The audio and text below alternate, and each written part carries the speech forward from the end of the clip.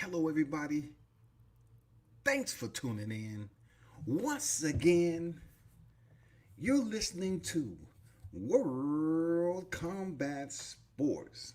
What is good? It's another one. It's fight night. But I thought I had to come on here just a little bit early, and talk about some state of affairs since there's nothing else to do right now. So, for those of you that's tuned that's dropping in, dropping through, pulling up, all that, be sure to smash that like button and share the content. And always thank all the supporters that come through and show love to World Combat Sports. It is what it is. So, give me a minute to get this right. So, where I'm at right now, man, it's Africa hot down this motherfucker. Don't even get it twisted. Like, it's all the way Africa hot down this mug. I mean, you see some standing water, you can guarantee something's living in it. This shit is absolutely insane. The heat and everything else. I'm telling you, man, when it comes down to the real life, when we look back at history and all this, people always want to talk about black people, tropical and shit like that. But every time I see some heat like this, I see all my people in the shade. I see all my people in the shade, man. You know?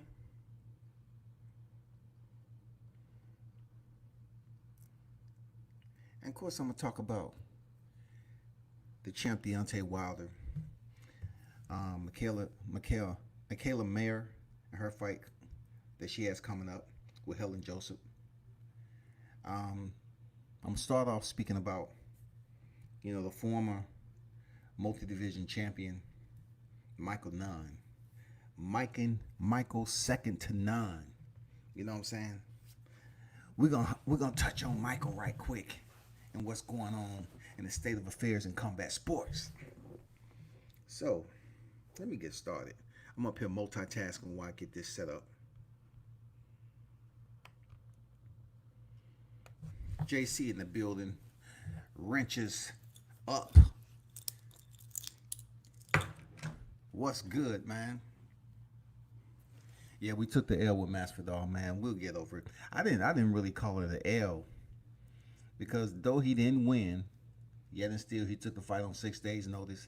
He's a goon, a warrior, motherfucking street legend, and combat sport legend, really. So he went in there and did what he had to do for the good of business and, to pick that check up. So, yeah, he didn't get the win, but yet he didn't have a full training camp. And it turned out the way it did. He still went the distance on 6 days notice? He went over there, man, and went the distance, closed it out. He started off strong, but in the third, fourth, and fifth, Usman turned it on, man. So I got to give Usman a salute for that, even though he's not one of my most particular favorite fighters in the sport. I got to give him his props, man. He went in and did what the fuck he wanted to do, and he got the job done.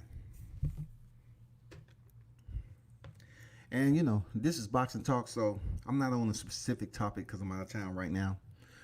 So if you want to drop any type of topics, whether it's boxing, MMA, grappling, any of that shit, it's all good. Word has it,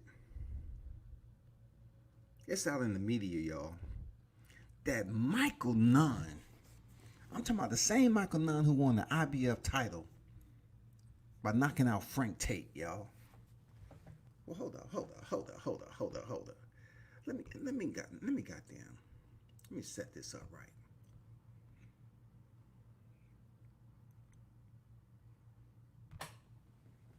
There we go. Now check this out. Lawrence Williams, what's good, man? What's good? We're gonna talk on a host of topics today. I'm gonna start off with Michael Nunn right now. Michael Nunn was this guy who was basically on a killing streak in boxing. A lot of people remember him when he faced off against James Toney, first and foremost. But before that, he went in there with Frank Tate, y'all. He went in there and knocked Frank Tate out, and won the IBF middleweight title. Then He defended it like 5 times until he went in there with James Toney. Now, when he faced James Toney, both of them was undefeated. I think Michael Nunn was like 36-0. James Toney 25-0. James went in there, man, was in a tough fight with Michael Nunn. I'm talking about it was very close leading up to the 11th round. And the word was in the corner that, yeah, you need a knockout. And I believe Tony went in there and said, I'm about to stop him.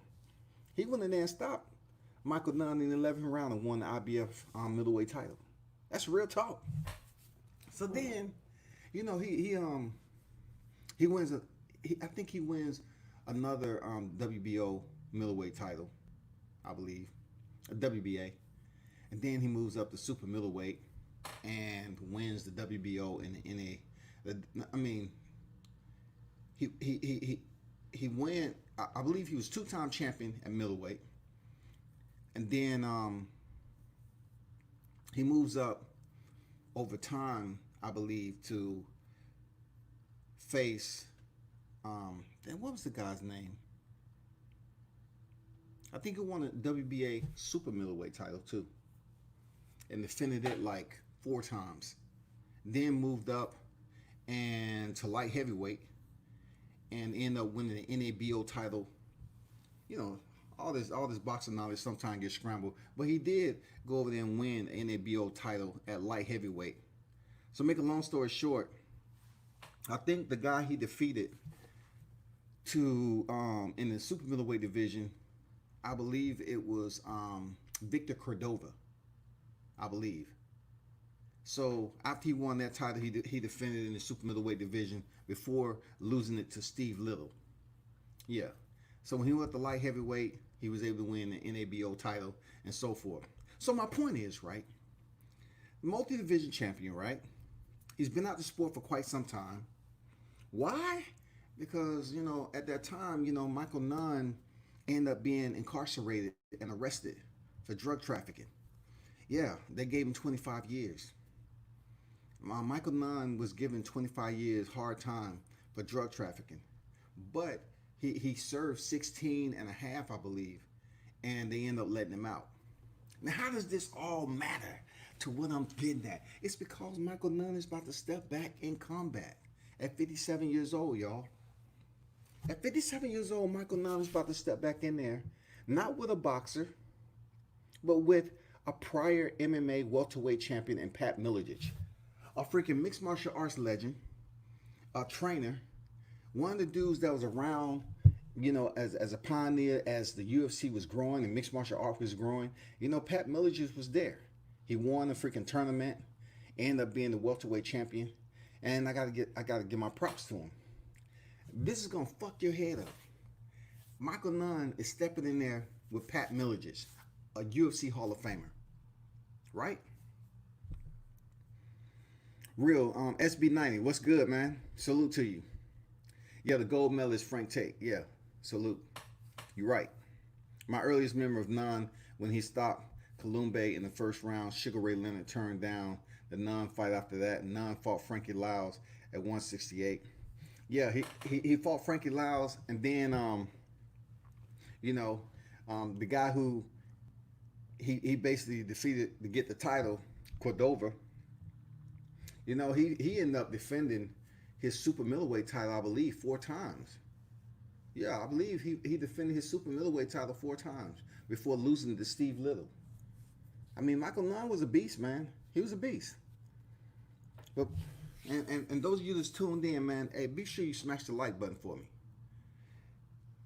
Hopefully everybody can hear what's going on. As far as the audio, the lighting is not that good. Let me try to. The lighting is not that good, so maybe I should lower this a little bit.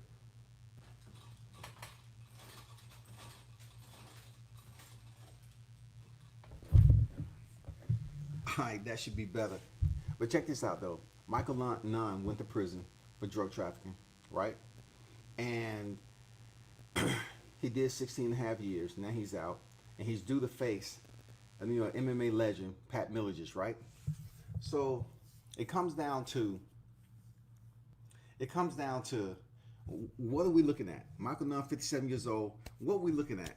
Is it going to be a boxing match? Is it going to be a mixed martial arts? It's not going to be either, y'all. You know, this bout reminds me so much of what I talk about, you know, with fighters making sure they negotiate their worth, right? So Michael Nunn is set to face Pat Miletich in a kickboxing match. A kickboxing match. None of these cats have ever kickboxed in their life. Pat Miletich was coming up in the mixed martial arts scene when you were still wearing shoes in the cage. You know what I'm saying? You were still wearing shoes in the cage, dog. So knowing the history of Michael Nunn and knowing the history of Pat Miletich, they supposed to be fighting in Michael Nunn's backyard, where he's from, Davenport, Iowa, during this pandemic that we in. The crazy thing about this entire situation is that people are in an uproar or agitated about Nunn and Miletich having a bout, a sanctioned bout, or whatever the case may be, in Davenport, Iowa, because of what's going on with COVID-19. Now, the neighboring states, the neighboring states, I believe, have like a gathering clause. It can only be 50% gathering, right? And Davenport, Iowa, the same thing. But guess what? They're selling tickets for people to come to this particular fight, and they're trying to sit 12,000 people. So you know what people are doing? They're like, oh shit, we're still in motherfucking pandemic. How the fuck you gonna go up here and have this fight when it comes down to us still having COVID-19 out here? Coco the Dunn in the building. Salute, man. What's good with you? Appreciate you stopping through, man. So, you know, they having this fight and they're selling tickets, y'all, for this Michael Nunn versus Pat Miletich in the kickboxing event in Davenport, Iowa, in his backyard. And people are absolutely going berserk about this shit. They're saying COVID-19 is still there, and you're going to have people sitting next to each other. Now, check this out, too. They're selling $1 mask for those individuals that comes without a mask. So you're required to have a mask. But if you don't, they're selling you a disposable mask for $1. You know what I'm saying? So therefore, these two are stepping into the realm of combat again for a kickboxing match, which neither one of them have ever did. Now, am I going to frown upon it? I can't frown upon it. I can't. The reason being is that boxing on the regional level is still clandestine right now. Like, it's non-existent to a point. Like, you have cards that's coming up on the regional level, but we all know boxing is treading in muddy waters right here. Like, it's struggling to get attention and have people, you know, reinvest their interest to get tuned back in because the cards aren't as exciting, right? So they're selling tickets and they're doing something for whatever the cause. I'm pretty sure Miletich and Nunn is going to get a purse or whatever the case. This is what my concern is. Are we still in a pandemic or aren't we?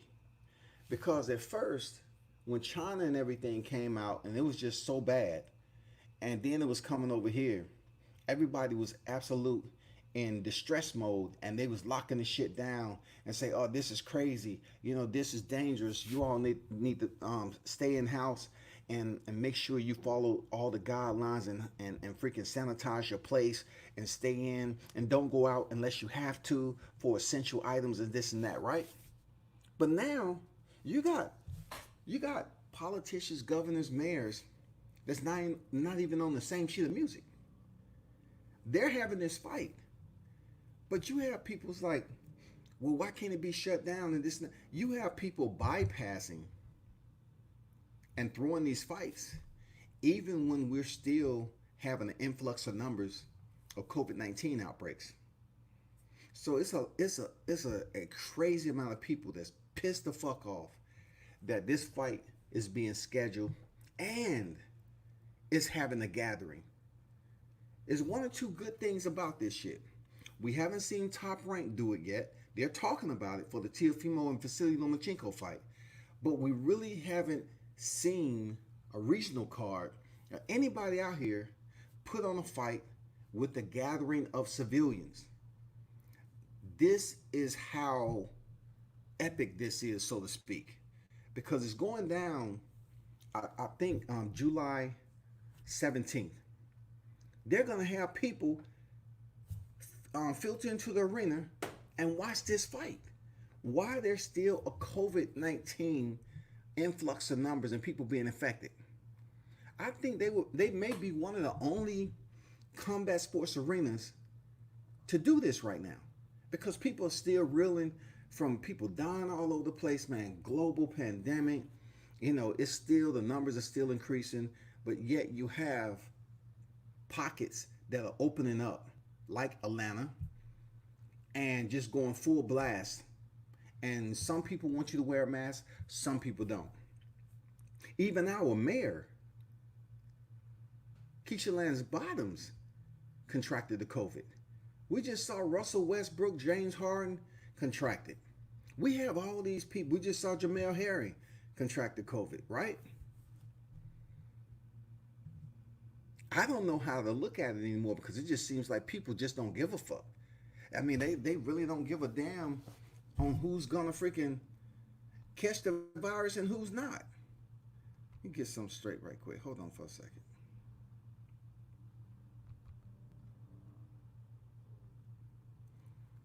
I mean, you tell me what you think. I just think it's crazy. Like, get your bag. I totally understand people got to eat, but they supposed to have the rule of thumb is 50% capacity.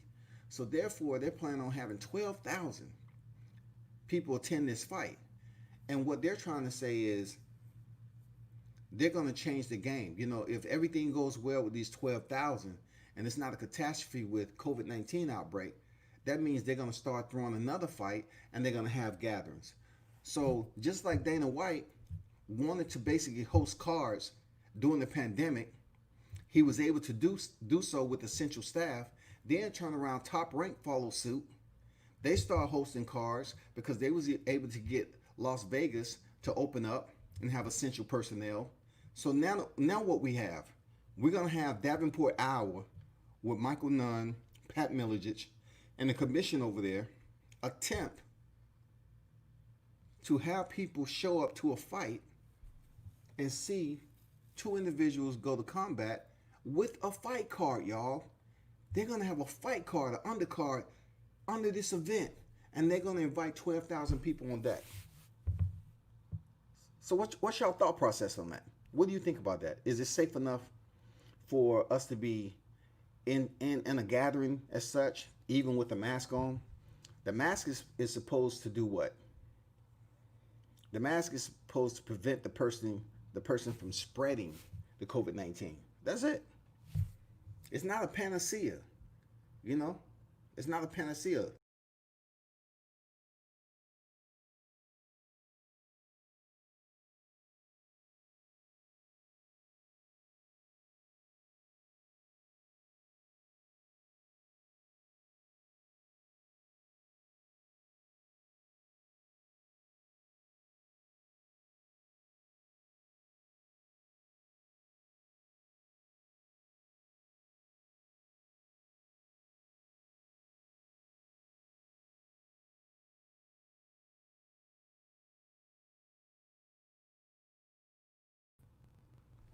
My fault, y'all. So you look at what they're trying to do. It may change the scope of combat sports right now. The reason why I'm saying that is because if they're able to hold on for a second. If they're able to invite 12,000, which a lot of people in certain towns are looking forward to attending these fight cards, right? If they're able to do pretty solid numbers and invite people on deck, then guess what? It might change it up for other regions to say, well, we want to follow suit. We want to go and start, earning money, of course. The tickets are not free. For what my understanding, the tickets was going for like $50 on up to $1,000. So people trying to get paid, and people are trying to say, okay, forget everything about this virus. Um, Pat Militage's camp is saying, we don't wear masks. They haven't wore masks. I'm not saying they ain't taking, they haven't taken it serious, but that's what they were saying. They haven't been wearing masks. And then you have, other people that's saying, you need to wear masks. You need to follow the guidelines, for protection and all that, so you won't further spread the virus. This is absolutely frenetic when it comes to, trying to act as if you're talking to grown adults, people who understand the severity of what's going on here with the COVID-19. Man, it's wild, man. It's just it's on a whole nother level of craziness. But I just wanted to touch bases on Michael Nunn stepping back in there at 57. It's not a boxing match. It's not a mixed martial arts match. It is indeed a kickboxing match where both will engage one another in a discipline that neither one of them has really practiced. Now, of course, I know I'm talking to intelligent people. You know goddamn well that if Pat Miletich fought in the UFC, you know damn well he practiced his kicks periodically. It goes without saying. Even though most of the time he was a wrestler, you know damn well he practiced some kicks during that time. So the only thing I can, help people understand about Michael Nunn, I hope he's did something. I hope this wasn't something they thought about 30 days ago and said, okay, well, let's go in there and try to make this happen. And he haven't really practiced on the kick because it's going to look crazy. It's just going to absolutely look crazy as shit. But I don't knock them for getting the bag. But yet and still, I'm curious to see what the numbers do. The correct numbers. Not these exaggerated numbers just so you can throw another card. Say, oh, our 50% capacity, we sold out. If they indeed sell out 12,000, y'all, what does that say about society? What does that say about the people that's willing to go in there and risk it when they have kids at home, when they have to go to work? You know what I'm saying? I know people that have day jobs don't have to get tested every day they walk through the door. But the COVID-19, the virus is still out there. Anyway, I'm moving on. Tonight is fight night. All right, you got Mayer versus. Let me get that back up.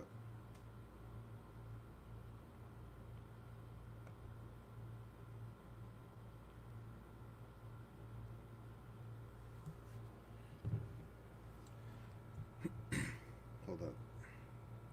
Let me get this call. See who called me.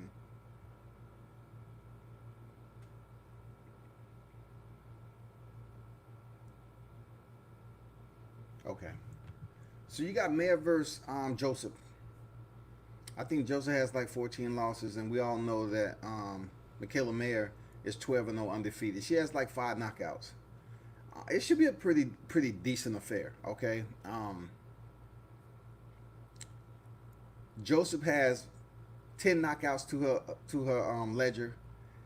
When it comes down to skill set and everything, when it deals with the women, usually it has to do with the boxing, the technique. You know what I'm saying? How they go in there and enforce themselves on their opponent. I like Mayer. Mayer. I like her as a boxer. She's 30 years old. So in my opinion, she's on the fast track. They're trying to get her the biggest fights possible. She's doing what she's supposed to. She's undefeated with 5 knockouts. Of course, we're looking for her to step in there with a big name and further prove that she should be mentioned in the conversation with some of the best that's out there once she progress up the ladder. For Joseph, she's been in there with Delphine Persoon already. She went the distance in a losing effort. So that's a common opponent at the top of the food chain of experience that Joseph has been in there. Helen Joseph has been in there with already. So y'all be sure to tune in tonight, man. You have to take these fight cards that's going on with Top Rank like hors d'oeuvres. Don't treat them like the main entree. Just treat them like finger food. just treat them like shit. You know, you're just waiting on the main course to come down the line. The main course will be here. You know, just give it time. You know, other fight cards start coming on deck with bigger names, and it might satisfy your appetite. Real talk. So just treat these fights right now that's coming on twice a week just like a little finger food. You know what I'm saying? Just, you know, fulfill your appetite just a little bit. Don't get too butthurt over it. At least boxing and mixed martial arts is back on the big screen. That's what we can say about that. You know what I'm saying? That's what we can say about it. That's it. Coca said it sounds like dangerous. Saying it's dangerous to me. Hopefully everything goes well. That's a big deal, man. People are really trying to go see this fight over there in Davenport, Iowa. And you have the former champ in Michael Nunn and also the former welterweight champ in Pat Miletich. Both of those guys have stellar back stories to their career. You know, a lot of people respect them as champions. Even with Michael Nunn going to prison for 16 years for drug trafficking, in boxing, you have a lot of guys in there that has paper on them, that did time, that committed offenses, a lot. But when it comes to boxing, they kind of give you like not a pass, but it's no freaking prerequisites for you to join the sport of boxing. They're not going up here recruiting fighters off the Amish freaking or the Father of Latter-day Saints or freaking the Mormons or, you know, some type of Christian community where they're looking for the good, wholesome, solid, sanctified fighters to fight for the will of God. You know what I'm saying? The boxing ain't like that shit. They want killers. They want people to come in there and put on good fights, and so you can build that first world champion. You know, that's what trainers are looking for. Build that second world champion, and so on and so on.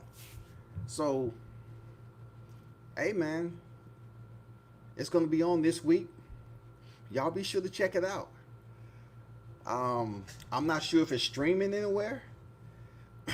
I'm not sure, to be honest with you. But be sure to check it out, y'all. That's all I can say on that. It should be pretty hilarious.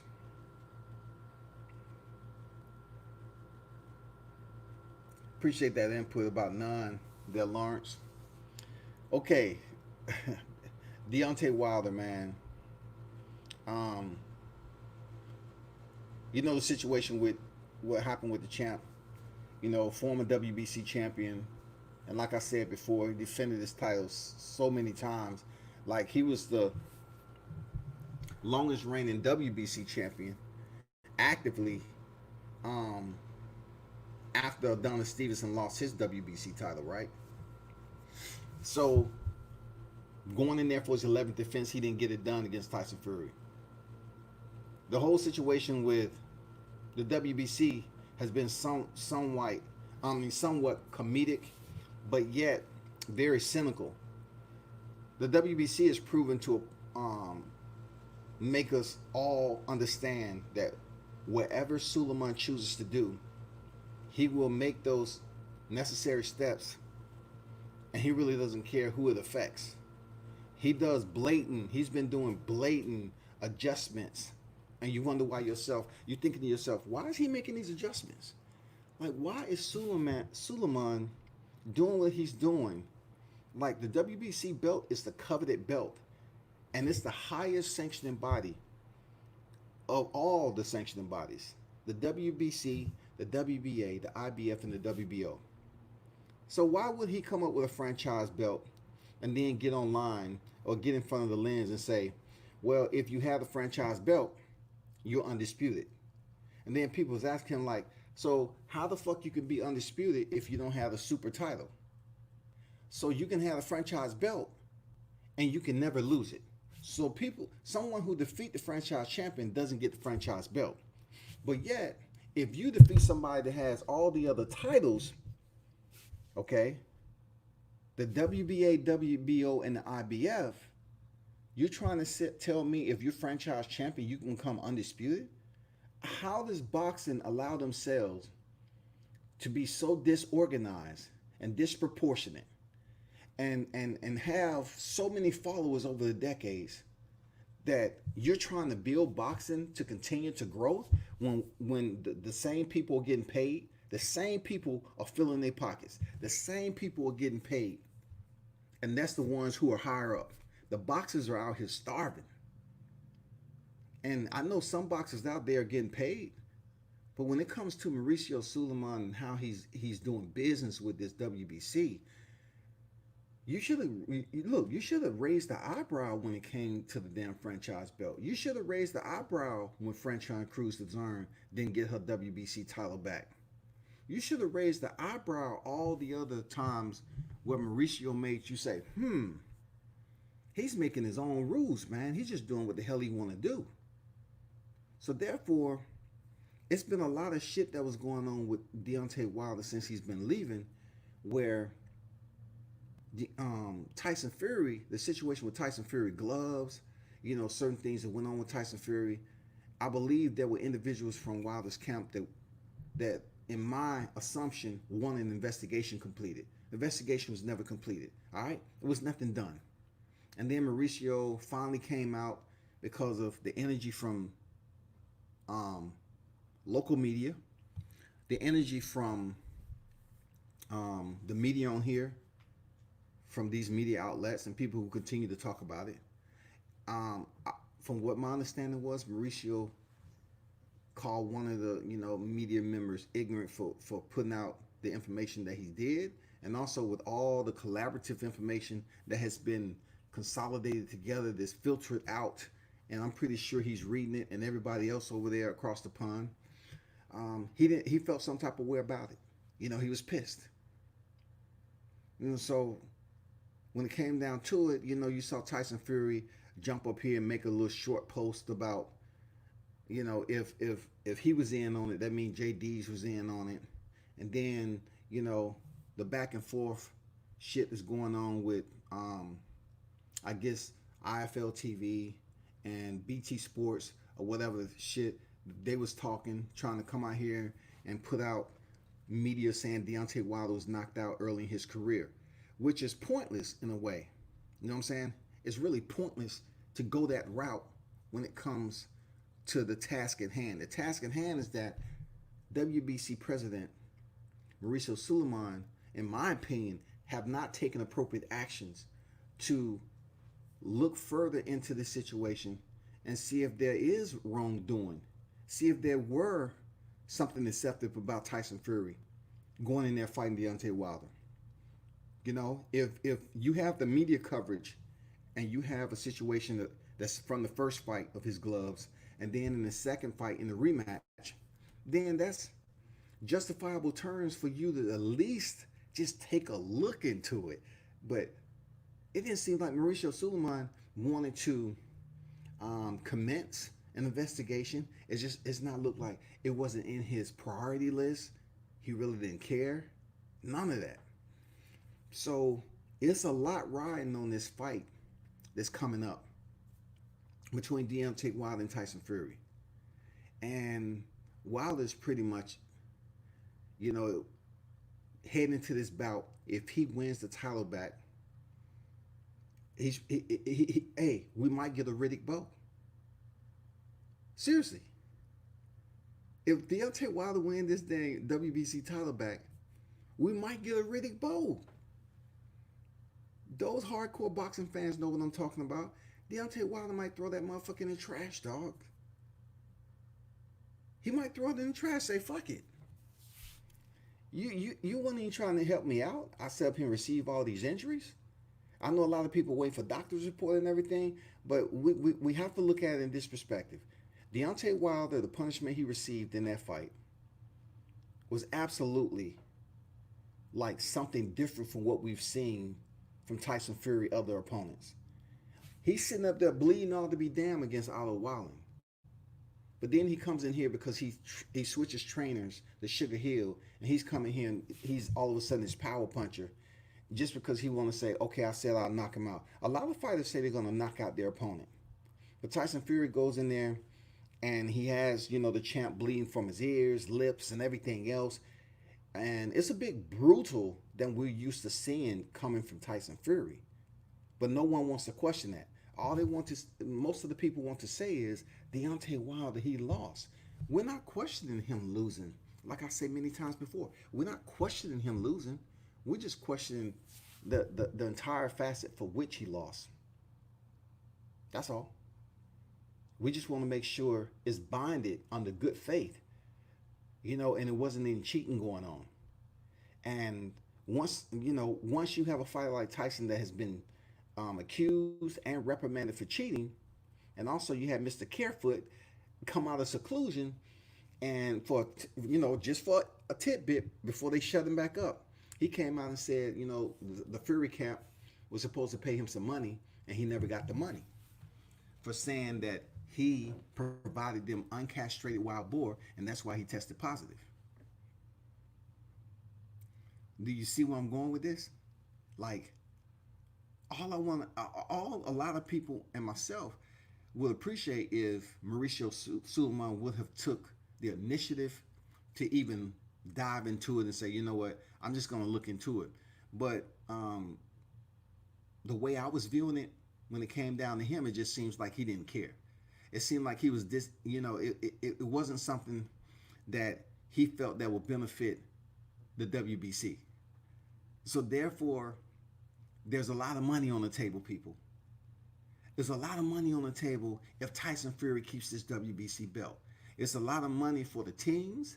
It's a lot of money first and foremost for the president of the WBC. A lot of money on the table, riding on this unification bout between Tyson Fury and Anthony Joshua. It's a lot of money on the table, and due to the boxing powers that be, they're gonna try their damnedest to manipulate and flow through any current that they can find upstream and make this shit happen. Because right now, Deontay Wilder is accredited contractually to join Tyson Fury for a trilogy at the end of the year. That's fact, right? Commend them, salute them for tying that knot up early and making sure that they get a trilogy. Okay. The bad thing, the absolute bad thing about it, is that we're in a pandemic where at the top of the food chain, they're not allowing people to gather. It's no gate, right? So with no gate, it cuts into the revenue. So by this time, I'm pretty sure I already heard Bob Arum talk about it, but they're trying to have a certain amount of people come to the fight. I think with Vasily Lomachenko and Teofimo Lopez, just to see how it works. I'm pretty sure they're gonna have tight protocol. I doubt that media is gonna be there with the cameras rolling, being able to have interviews with the fighters. That's over. I don't see that coming back anytime soon. Even in 3 or 4 months, I don't see it. But if Bob Arum say, I would appreciate to be able to invite certain people to generate a portion of revenue for boxing because boxing is hurting, and see how it goes from there. You know what I'm saying? Just to see how everything works out. Now, the big part of it is, will we be able to see a fight without a conspiracy or a straight up sabotage dealing with a trilogy fight that's a big fucking deal? Like, this trilogy fight is a big fucking deal, y'all. This trilogy fight would change the scope of the heavyweight division as we know it in this era. It would change it. If by chance Tyson Fury keeps that belt, it's going to be a minute before we see another U.S. American heavyweight champion in this particular situation. But also, I have to look at it this perspective. Deontay Wilder wins his belt back. He regains the WBC belt. It really turns, I'm talking about, it throws a huge wrench and torques it tight as you possibly leave. If Deontay Wilder gets his belt back, then the gateway is open for either one. He have to fight a mandatory whatever whoever's the mandatory is. But primarily, will Anthony Joshua, if he still has his belts, will we finally be able to see Deontay Wilder and Anthony Joshua? Because to be honest, people, I truly believe that a fight between Deontay Wilder and Anthony Joshua will potentially do just as well as a Tyson Fury Anthony Joshua. Seriously. I know I'm going to have some people to say, well, if they had a fight over in the UK, they're going to sell out Wembley. People always want to love talking about Wembley, Wembley, Wembley. You know what I'm saying? Even though Tyson Fury don't have his freaking UK boxing license right now, his British boxing license, they always want to talk about go over to Wembley and all that shit. I bet Wembley has goddamn tumbleweed blowing in that motherfucker right now. You know what I'm saying? Unless they playing soccer up in there or something. But I think with Deontay Wilder having a loss on his record, Joshua having a loss on his record, the hardcore boxing fans like myself understand that Joshua is absolutely scared to step in there with Deontay Wilder. He's turned down fights with Deontay Wilder. He's one of the biggest duckers of this era when it comes to boxing. That's just my opinion. I think the fight between him and Deontay Wilder will be genuine grudge. It will be genuine. It won't be that Jarrell Miller, Anthony Joshua shoving shit, on stage and all that. I don't see that.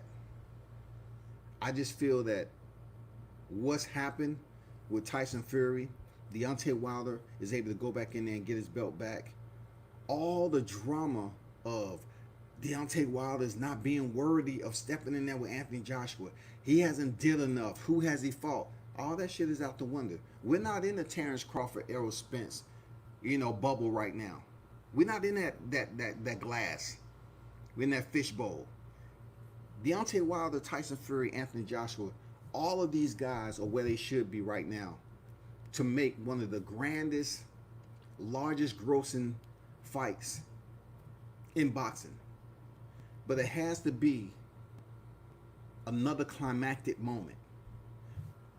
The rematch was climactic, all right? It was climactic from the punishment that was delegated by Tyson Fury, the towel coming in the ring, the fight being stopped in the 7th round.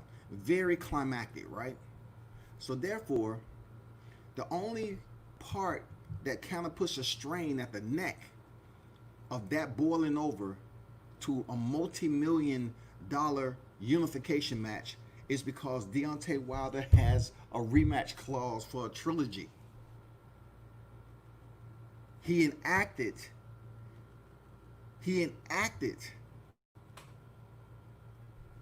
You know what I'm saying?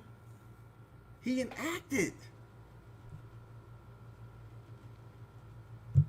for a rematch for a trilogy. That puts the strain at the neck. That ties it down. That's saying, you know what? It keeps it from blossoming into something just extravagant. Like, it totally stops it from being a game changer right now. Because if Deontay didn't have that clause in the contract, then we'll be talking about a whole different story. They'll be like, you know what, Kubrat Pulev, you can step aside money whether you like it or not. We're gonna make something happen. We want Tyson Fury, Anthony Joshua. They would have had all that shit lined up and say, hey, all these people was like, damn, boxing suffering. We got to make some money. Where we gonna have this? We're gonna go back over to Saudi. Let's go over to Saudi and make that money. That's what they want to do because the sport of boxing is suffering big time. But lo and behold, man, there's a rematch clause that needs to happen. It's supposed to happen December. And when it comes down to the WBC on how they've been handling this situation with the rematch and all the controversy that's been padding it the entire time, whether people believe it or not, we really haven't seen Suleiman take any type of legitimate effort for investigative measures to see if anything fucked up did happen. Period. Period. Let me get to the chat. Deion Washington in the building, man. Salute to you. Man, I'm on this small ass screen. Hey, I apologize, man. I'm on this small ass motherfucking screen, dog. I'm like, damn, you can barely see shit. Coco said, I wouldn't go to no event. Deion say, back at it. Salute to you. Appreciate you stopping through, my brother. I hate the franchise belt. Tell me why you hate the franchise belt there, Coco. Leonard Ellaby knows in the building. Thanks for the donation. Truly appreciate it. Salute to you, man. Thanks for stopping in.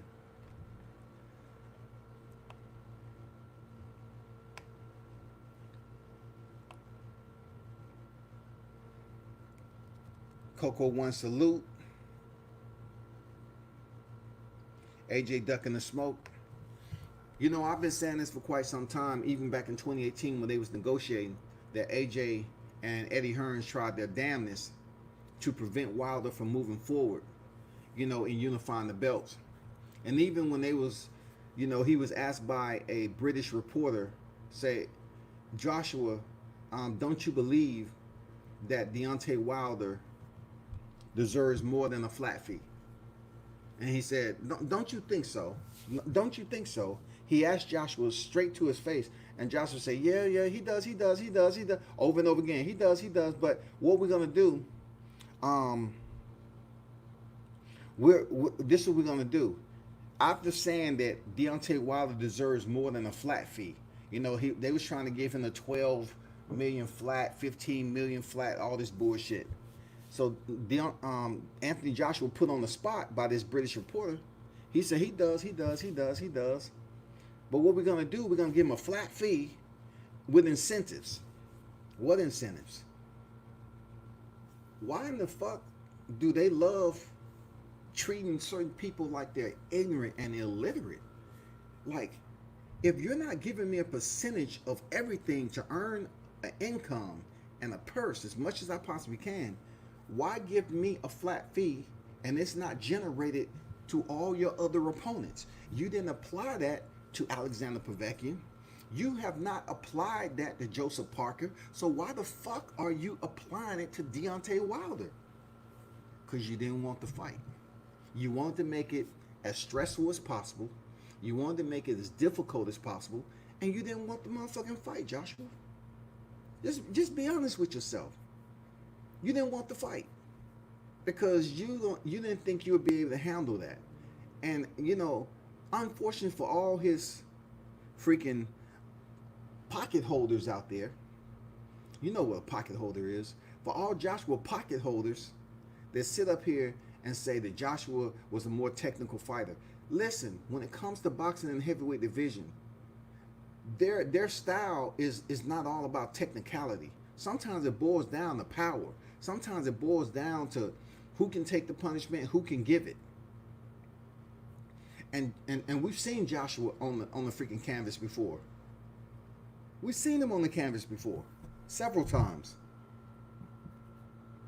So why aren't you unwilling to admit that when it came down to him facing Deontay Wilder, he was apprehensive. He wasn't all about them making it a delightful negotiation process so they can unify the damn heavyweight division. Now we're embroiled in freaking controversy. We are embroiled in absolute controversy that's reared its ugly face again in the sport of boxing. We have a potential fighter who has been caught cheating before that potentially may have cheated again in this rematch. You know what I'm saying? Like, they say numbers don't lie, but also video don't either. You know, even though there are apps out there to manipulate video, but we're seeing video in the first fight and we're seeing video in the rematch between Deontay Wilder and Tyson Fury. That's questionable. That shit is fucking questionable. So what is Mauricio Suleiman going to do? You know, what next when he comes up And when it comes up to December, what is he gonna do? The man sit up here and said he was witnessing. He was there in the room while the hands are wrapped. And I'm in the process of, making this video with what I was given, but I'm trying to do it in a different way than what's out there already. Having some video that I was given by a source, right? And I'm trying to do it in a way that makes sense, that doesn't blend in to everyone else's videos on this particular matter. Plus, I want to put some, how you put it? I want to make sure it's informative to the matter at hand.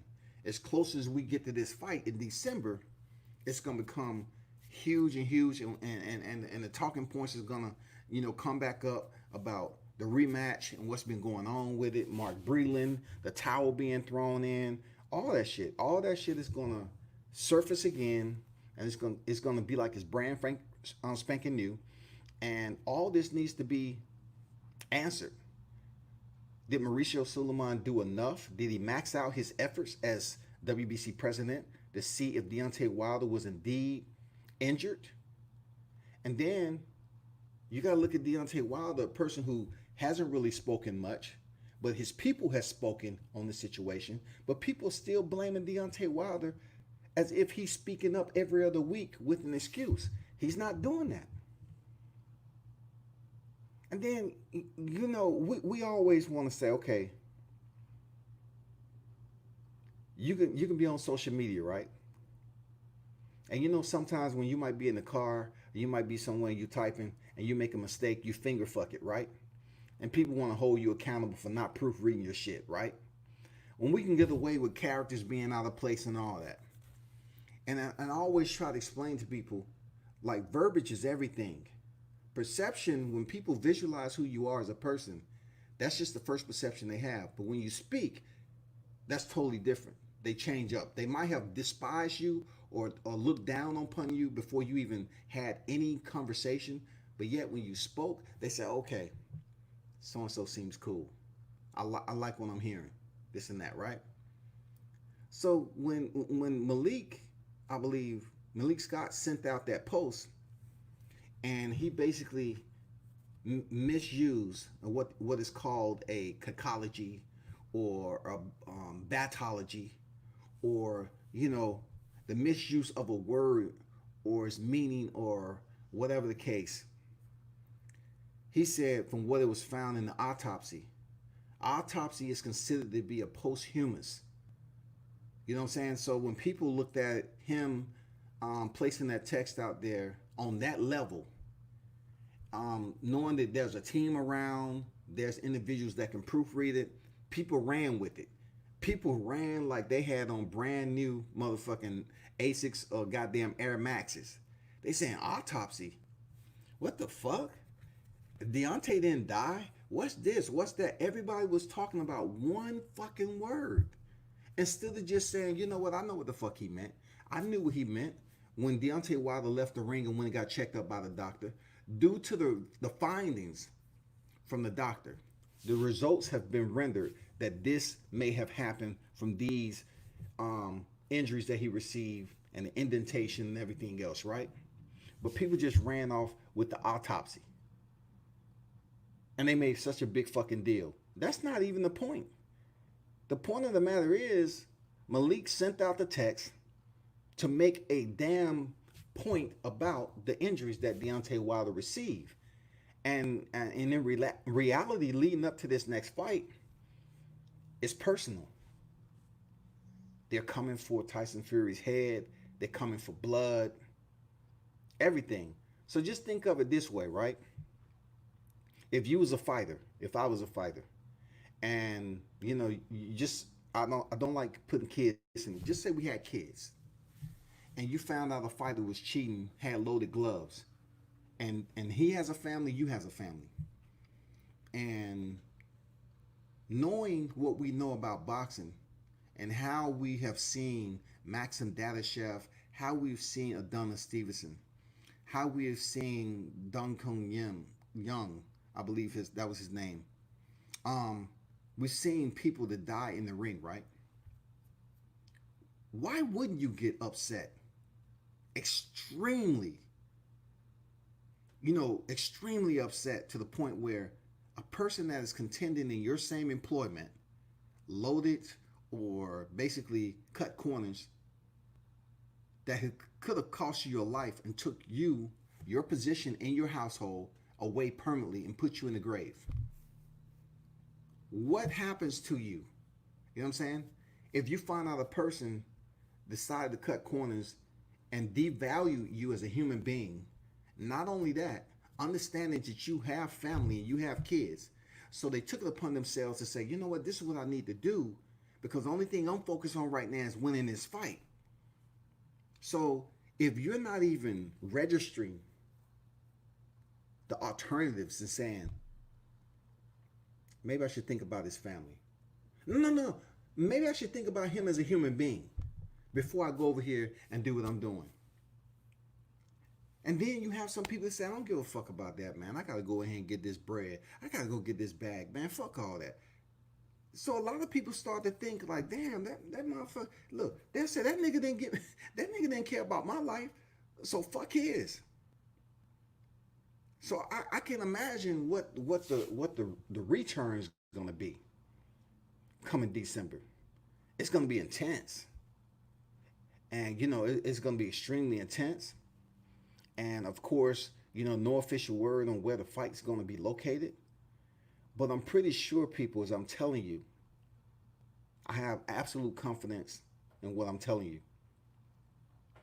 I think, and I'm not speaking for the Wilder camp, but anything I ever said, I was the person that basically mentioned that I thought Deontay Wilder was going to retire undefeated. I truly believed that he was. But amid the rematch and the controversy that surrounded it, he ended up, receiving a very brutal outing against Tyson Fury. Very brutal. And the fight was stopped. So therefore, you take the 41 knockouts to his register, right? And you send him back in there on a trilogy. And we look at all the trilogies that has been a part of the heavyweight division. This right here has a damn good build-up. Even though it's 12 rounds, this has a damn good build-up to it, y'all. It has a very venomous build-up to it that's going to be injected, especially when we get up to like 4 to 6 weeks out from this fight, when we get official, the flyers and everything that's coming out about this fight. Oh man, it's going to be absolutely fire. It's going to be an inferno because this means so much to the heavyweight division. For Deontay Wilder to go back in there and fight Tyson Fury and get his belt back, it means so much to the magnitude and the scope of the heavyweight landscape for us to have a unified champion. It means a lot. We need a unified champion. I'm talking about the U.S. I'm talking about the U.S., y'all. When I ask people, okay, who was the last unified champion in the U.S., they're telling me Lennox Lewis. I say, bruh, work with me. I didn't say the last unified heavyweight champion. I said the last U.S. unified heavyweight champion. Undisputed. That's all I want.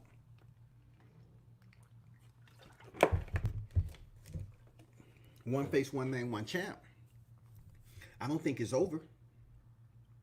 But I do feel good that I happen to be in a position where I get to witness this trilogy happening. Deontay Wilder being 35 years old this year. Tyson Fury is in his 30s. This is do or die. We won't see a fourth bout. This is do or die. This is a trilogy, and this is going to bed after this third fight. This is absolutely going to bed, y'all. It's done. It's a wrap. Win or lose, the winner going about their business and loser going about their business. It is freaking do or motherfucking die with this heavyweight title shot. unfortunately, it has to be the suitor of controversy that's going to be talked about once this die down and this bout happens and some years go by. Then you may have people looking back on it and saying, you know what, that damn rematch with Tyson Fury and Deontay, wow, that shit, it was something, it wasn't right. You know what I'm saying? It just seems like a lot of shit, this, that. Let's go back and critique the fights that Tyson Fury had once he returned to the sport from his drug suspension, you know, and cocaine binge that he had. Let's speak about those opponents. How is it possible for him to fight those caliber opponents and then lead all the way up to the freaking rematch, which would be his sixth fight on his return, and he's a motherfucking power puncher? He's a tyrant. Come on, it doesn't work like that. The human body doesn't fucking work like that. When you return to the sport and your first opponent is Sefer Seferi, you picked this motherfucker up in your arms and you was rocking him back and forth. Y'all was having a moment. Y'all was having a motherfucking moment. Francisco Pianetta? Like, were people turning their heads like, oh shit, I just can't wait, man. I'm having a fight party. I want to see Tyson Fury fight Francisco Pianetta. And then he goes in there and goes 12 rounds with Deontay Wilder in a very tough fight, but it was nowhere like the rematch that they had. Tyson Fury was knocked out fucking cold in the 12th round. Say what you want, but the fight, anybody else would have fucking been stopped.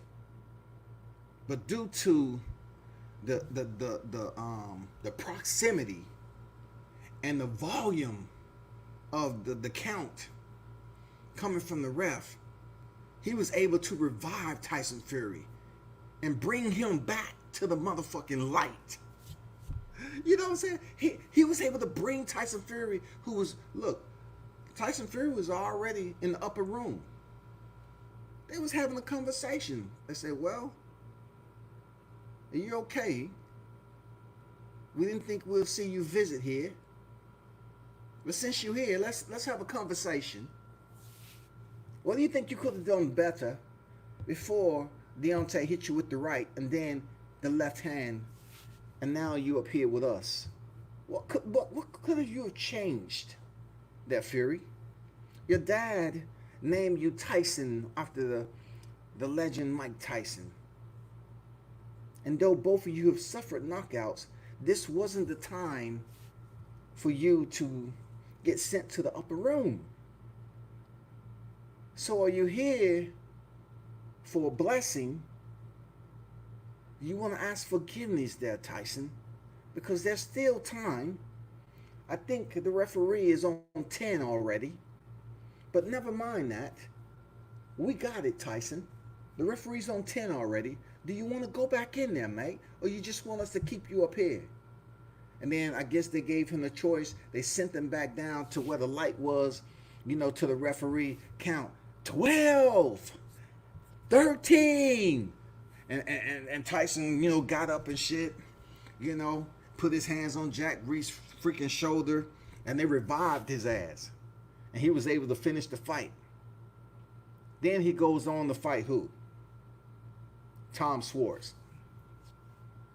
Come on, bro. Come on, man. What happened in Tom Schwartz fight? Was it anywhere relatable to the fight we saw with Deontay Wilder? Then he goes in there with Otto Wallen, who fucks his eye up.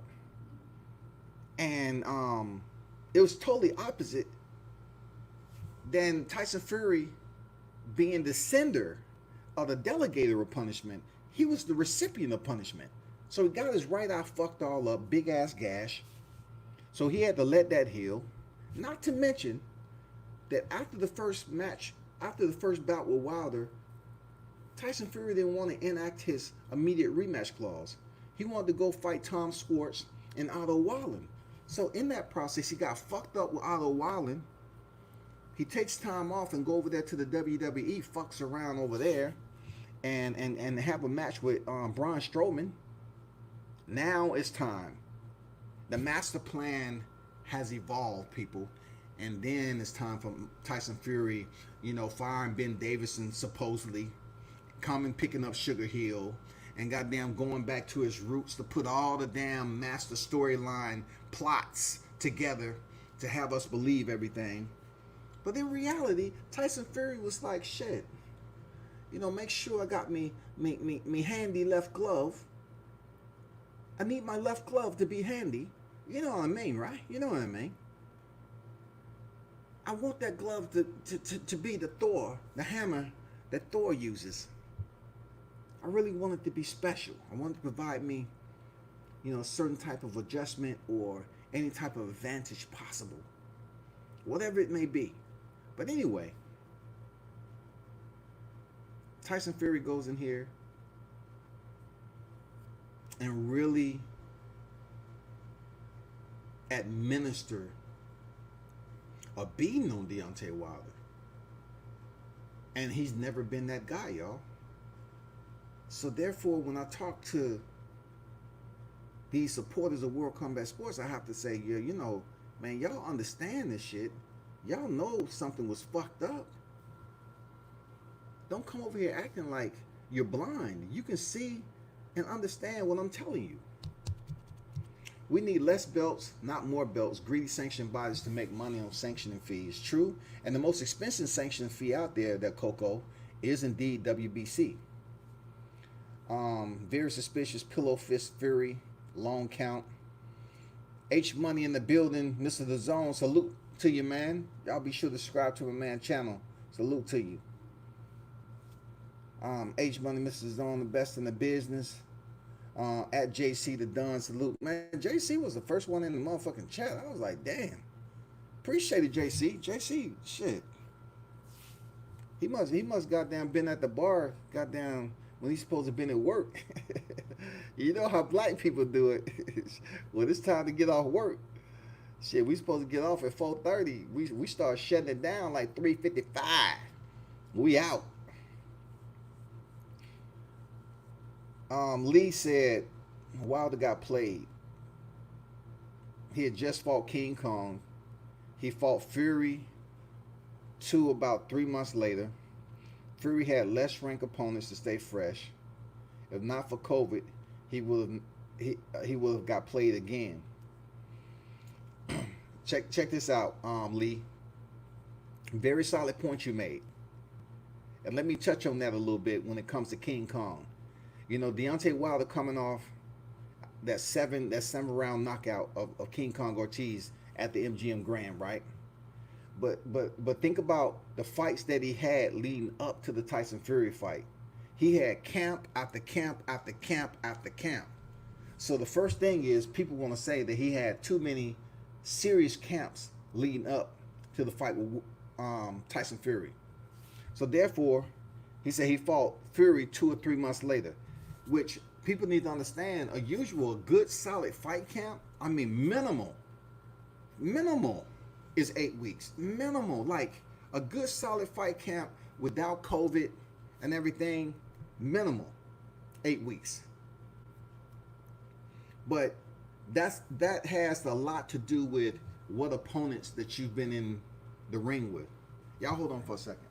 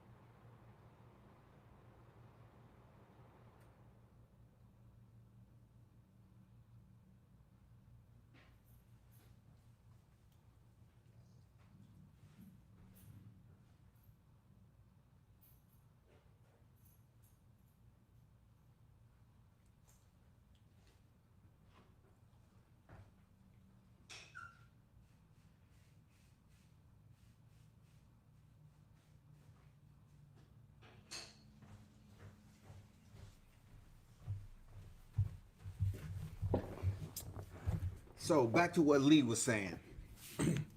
You know, your body needs time to recover. Perfect example, you know, Caleb Plant coming off his fight with Fegan Boots in Nashville, Tennessee.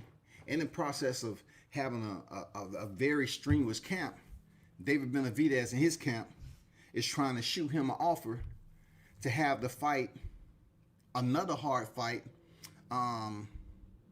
what, June, July? That means he would have had to take a little bit amount of time off, which is not enough for your body to recover, and then go right back into camp. And I agree with freaking what Caleb Plant said. He was trying to catch him overtrained. He was trying to catch him, you know, while his body was in a, you know, in the process of being degraded from being in a tough training camp over and over. He said, no, I'm not going to take the fight. So it makes sense. Back to this 2 or 3 months, people saying that's 2 or 3 months. But when you putting your body through the rigors of sparring, training, over and over, you know, making sure you're in shape, that's wear and tear on your body. That takes a lot of motherfucking effort for somebody to go through hard boxing training camps with tough opponents, very tough opponents. Dominique Brazil, King Kong Ortiz. You know, hey, he's putting his body through the rigors of training for some of the top opponents in boxing. And Tyson Fury goes out there. He didn't want the immediate rematch. So he steps in there with Tom Schwartz and Otto Whalen, does what he does, then goes over to WWE, do what he do over there, get some money, and then he decides to come in for a rematch after he put all the pawns on the board. You know what I'm saying? And you're exactly right. Fury had lesser ranked opponents to stay fresh. You know what I'm saying? He had lesser ranked opponents for him to really take it serious. They went in there knowing that these opponents not on my level. We just gonna go in there and give a showing, and we're gonna keep it moving. But unfortunately, Otto Whalen, he cut him. And you know, if I really wanted to beat Fisher, I say, well, that gives him a little bit more time to stay out the ring a little bit. He got a cut over his eye and this, that, and the other. But yet and still, I saw him over there at the WWE. I said, well, he ain't really concerned about it. And then the fight came out. They was going to be fighting February 22nd. And I'm like, damn, that's a short turnaround for Deontay Wilder. Not so much Tyson Fury when it comes to, you know, the tougher competition. But good point there, Lee. Good point. And appreciate the snipers, man. Appreciate the snipers. Wrench game in the building, man. King Kong caught Wilder a few times in that fight, but I think Fresh Wilder would get payback. King Kong, man, is one of those fighters who, you know, has 2 losses to his ledger, right? And both of those losses to Deontay Wilder. And it's disappointing when I hear people just discount King Kong Ortiz. When I see King Kong move around, when I look at when he fought Cajano, the southpaw, where King Kong threw out the touch jab just for a reaction, but he threw it in a way that it was a hook, just a light hook to move Cajano to his right. And what his main source of direction and punishment and objective was to line Cajano up with the left. So he threw the touch jab up there with the right, like a slap and to move his head over, and then he shot the damn left hand up there and knocked him out. I think Luis Ortiz is a talented fighter. The way he moves on the ball of his feet reminds me of Larry Holmes a little bit. You know what I'm saying? And the one thing about it, when Wilder fought him, people always want to say he was old and decrepit and gave him very minimal value, right? Until when Luis Ortiz hurt Deontay Wilder in the 7th round, they was hyped. I remember being in the group and people was like, see, we told you. It was kind of like the moment that they was hoping for that they end up getting in the Tyson Fury fight, but not as brutal. You know what I'm saying? When I mean not as brutal, the whirlwind of punches that Luis Ortiz was giving Deontay Wilder for 41 seconds. So, not to mention Deontay had already knocked down King Kong Ortiz early. But when King Kong stunned him in the seventh round in their first fight, people was jumping up and down, yeah, yeah. And Deontay weathered the storm. That is the Deontay that I felt that can go undefeated in his career. Because he showed that he can take some punishment. He showed that he has a legitimate chin. Deontay showed that with Luis Ortiz. So anybody, anywhere, if you want to sit up here and debate that particular flurry that Luis Ortiz landed, I believe Deontay Wilder received harder punches than he did with with Tyson Fury when he was knocked down. I believe those punches that Deontay Wilder received with King Kong were much more effective and punctual than the knockdowns that was received on the side of the head and everything in the Tyson Fury rematch. That's just me. Now, did King Kong, fuck up Deontay Wilder like Tyson Fury? Had his ear bleeding, his lip fat? No. But Luis Ortiz came to fight. And when he buzzed Wilder, he went for everything. All the Cuban boxers, everything ever in life, his daughter, who had this disease he was fighting for. King Kong put everything in the motherfucking pot. This is all or nothing. This is my livelihood. This is my legacy. I got to get this dude out of here. And he tried. And Deontay Wilder survived the storm. And from then on, it was a wrap. Deontay ended up stopping him. That's what I always thought about Deontay Wilder. His chin, he had a good, solid chin. He was tougher than people gave him credit for. But this fight with Tyson Fury, in my opinion, was just, it wasn't that Deontay Wilder type that fought King Kong. It wasn't that Deontay Wilder that fought King Kong. It wasn't Deontay Wilder that fought Tyson Fury in the first fight.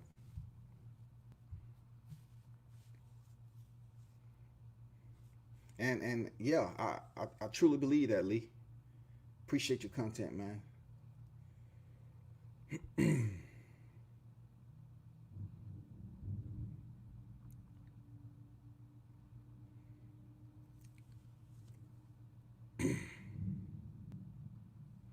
Hey, I'm not worried about you say Ruiz got a chin, not Wilder. WTF? You're not even making no sense. Like, come on, give me a little bit more substance to it.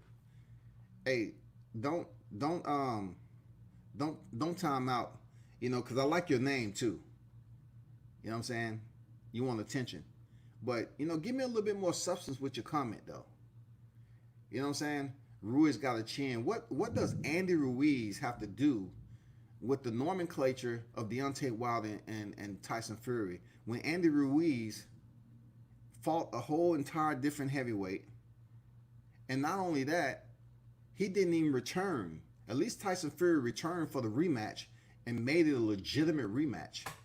Andy Ruiz returned out of shape, everything to go along with it, and he lost. I mean, we're not even comparing what went on with Anthony Joshua and Andy Ruiz over there and how terrible that fight was. That was a terrible heavyweight fight. Terrible.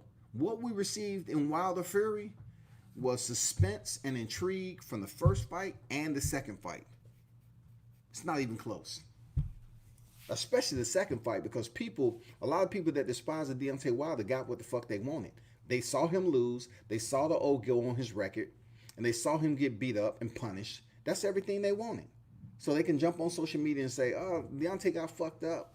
That's what we always knew him to be. He's a basketball player, this and that. But he has 41 knockouts to his 42 victories. And now he only has one loss. And we have plenty of greats. He's in the company of greats. In defense of his title, he's in the company of greats, whether you want to believe it or not. I don't give a fuck what your name is, man. Come on, man. You're on my platform, man. Speak about the topic at hand. I can give a damn what your screen name is, man. Wilder has been in some wars, but never cut like that versus Fury. Not entertain the glove gate, but man. Hey, the glove gate will always be a part of that win, whether people like it or not. The glove gate will always be a part of that, y'all. Always. The glove gate, you know the only difference that's unfortunate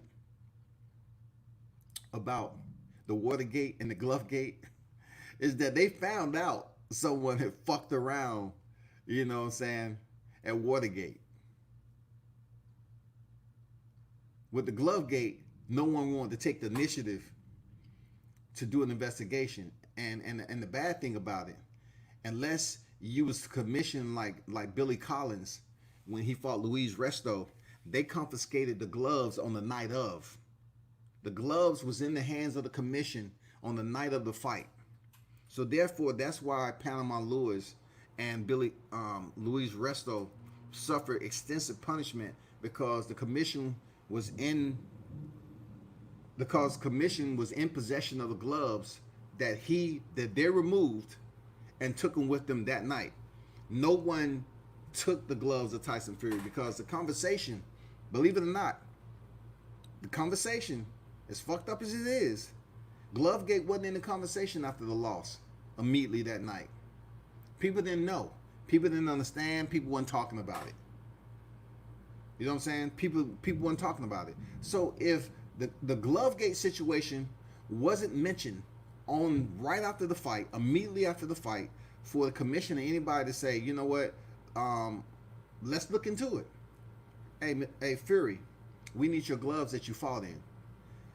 All this would have been solved. All this shit would have been solved to a point, unless there would be some damn deceptive, behind the scenes, underhanded shit where all of a sudden the gloves go missing, or Mauricio say, "Oh, I'm not doing an investigation on this shit. It's not worth my time. I don't have the manpower to be looking into these gloves and blah blah blah." You know how boxing is. It's been fucked up for a long time. But when it comes down to, did anybody mention the glove gate while the fighters were still in the ring, while the fighters were still in the MGM Grand? No. You cannot say, "Give me the gloves" 2 months after and do an investigation. But what is out there is video footage. What you can do is investigate the video footage of something that looks suspicious and the way Tyson Fury was fighting. Did he do anything that will basically justify the damage that Deontay Wilder received? Did he go out there and fight a fight that you can look further into, deeper into, and find out those details to say, you know what, did Tyson Fury cheat? Did he cut corners while he was in there engaging in combat with Deontay Wilder? Knowing his history not to be a power puncher, was it something that he did that was disingenuous or deceptive or malicious to give Deontay Wilder the damage that he received on his cranium? The back of his head, his ear, lip, all the damage that Deontay received. Was it something more that contributed to that damage, to that degraded state of Deontay Wilder? And that's all we wanna know right there.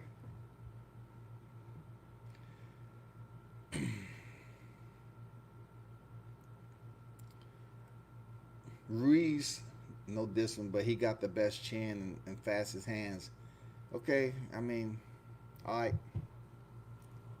He couldn't even defend his titles, bro.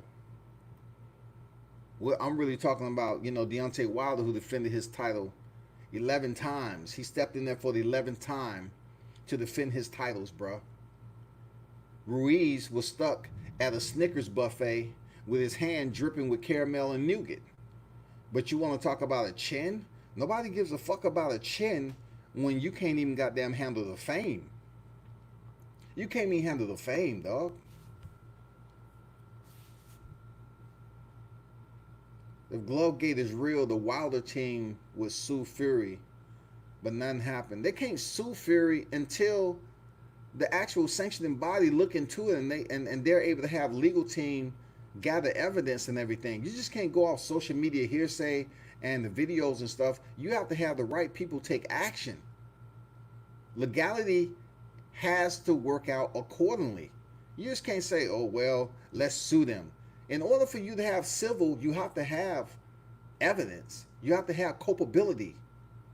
Your evidence have to have merit and weight. You just can't take, well, this video was made. Look how many views it got. It has 15,000 views. That's the evidence I want to make admissible to the court. Your Honor, can we make that? Can we make this video right here?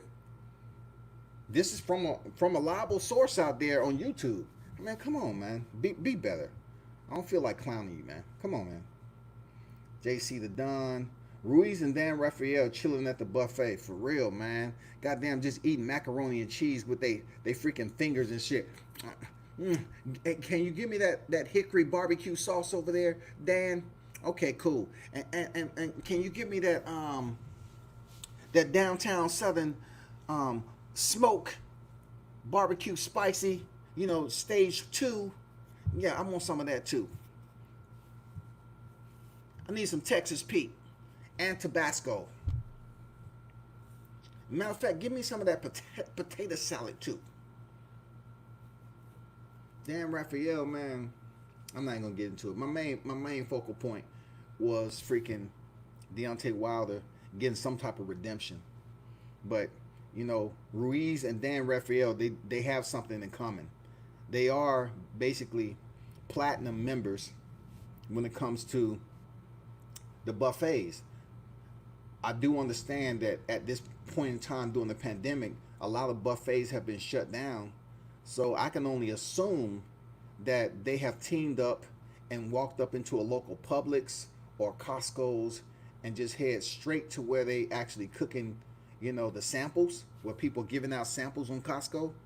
They probably asking them to cook them, entire 10 or 12 boxes of the samples, so they can just all sit back and relax in the back of Costco's and eat. Go there and get some nice ketchup, some Heinz, or some freaking special made motherfucking, barbecue sauce, or some sweet and sour, whatever, whatever fancies their appetite, man. Ruiz fucked up. Ruiz was the first Mexican, right? And once again, I was trying to explain this to people. John Ruiz was not Mexican, okay? For those of you smart ones out there that try to cut somebody down, John Ruiz was not Mexican. Andy Ruiz was the first Mexican heavyweight champion, okay? So therefore, when it comes down to him coming back in there over freaking weight and not even defending for his country, I mean, it's disappointing, man. I'm telling you, it's extremely disappointing. I'm not gonna lie to you. JC said the stage too big for Ruiz. Yeah, absolutely, man. He couldn't handle it. He could not handle it, man. Ruiz, you would think in the moment of him winning the title, you know what I'm saying? He would be more than eager to return after he had his way with Anthony Joshua, stopping him in the 7th round. That will make him train even harder to return for the rematch and say, you know what? I can go down in history as a unified champion who beat Anthony Joshua twice. I took his O and I came back and I handed him his second loss. That would have taken Andy Ruiz to one of the mega fights in boxing. Andy Ruiz versus Deontay Wilder for the undisputed heavyweight championship. But no, I'm going to tell you the way I see it. I truly believe Andy Ruiz basically capitulated, surrendered, did the same thing Charles Martin did when he faced Anthony Joshua. And he took the paycheck. He took the paycheck and motherfucking ran. That's what the fuck Andy Ruiz did. The way Andy Ruiz gave Joshua the business, you trying to tell me Anthony Joshua is going to improve by just standing on the outside and popping the jab and distance gauging and just maintaining his distance? That's all he need to beat Andy Ruiz in the rematch? Nah. Andy Ruiz, he came in out of shape for a reason. He cashed out. He didn't give a fuck about damn retaining the titles because he had his orders. Just like Charles Martin had his orders when he gave up his IBF title to Anthony Joshua. That's facts.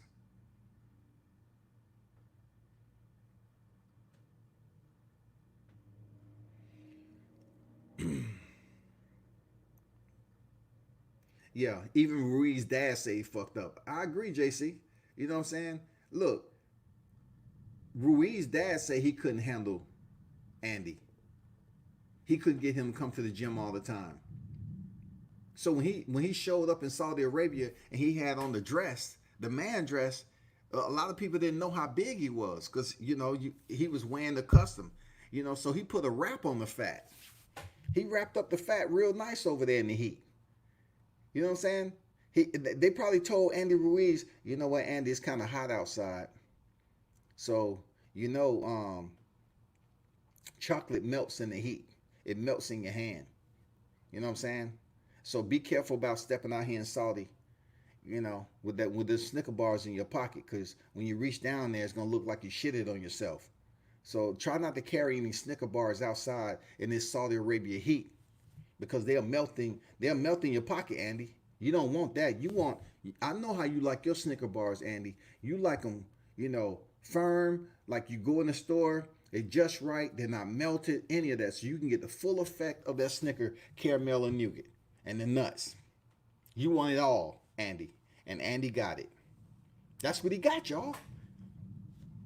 He loves Snickers, but then he loses the motherfucking titles, and now he's trying to make a comeback and have people a comeback and trying to convince people that he's serious now. Ain't nobody trying to hear that shit Ruiz was talking. Hey, appreciate that, Bruce Lee. Bruce Lee said, keep working, brother. I appreciate you stopping through, man. Thanks for the donation, man. Real talk. Appreciate your donation.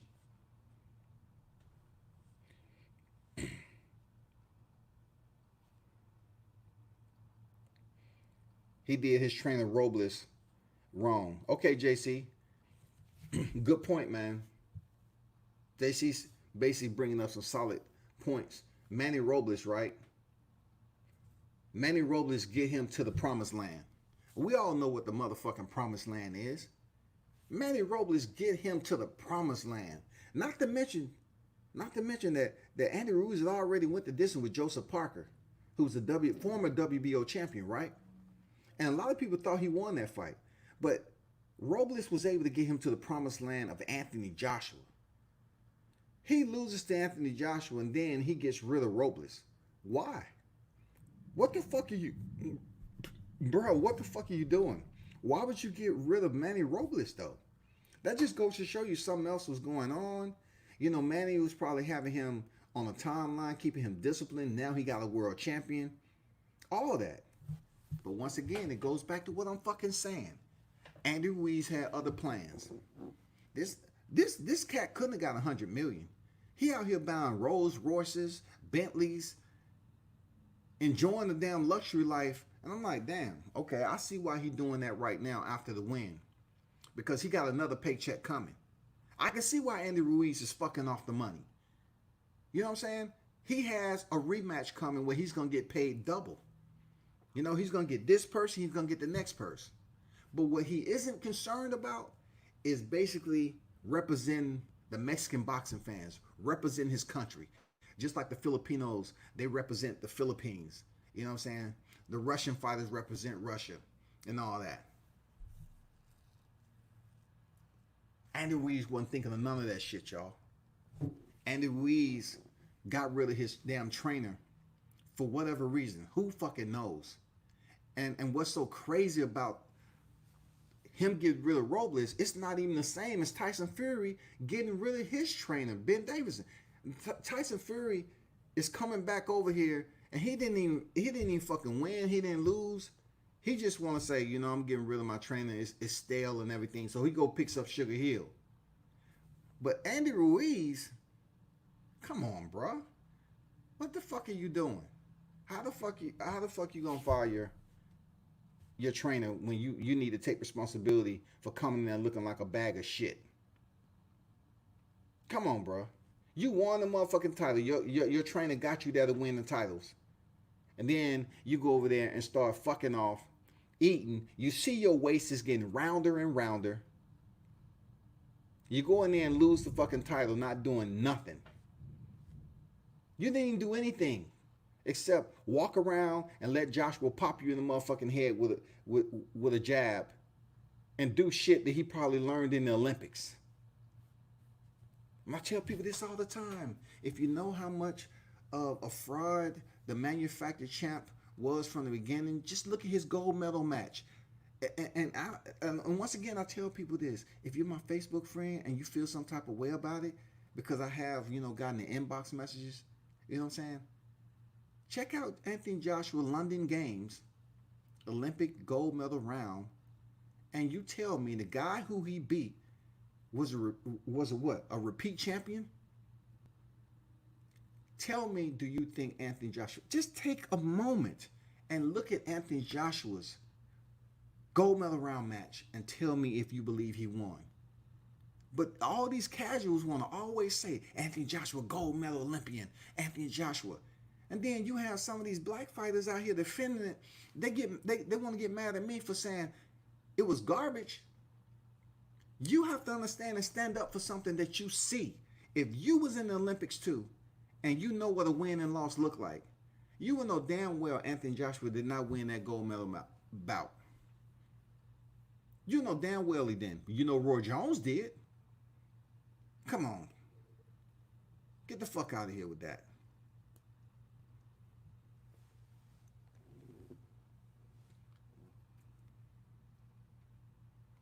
He now in Canelo camp, but not sure Reynoso can do anything for Ruiz discipline. Ruiz needs faster footwork, thus cannot be heavier than 235. I'm not sure why Ruiz is the topic. No, we sticking to Deontay Wilder and Tyson Fury.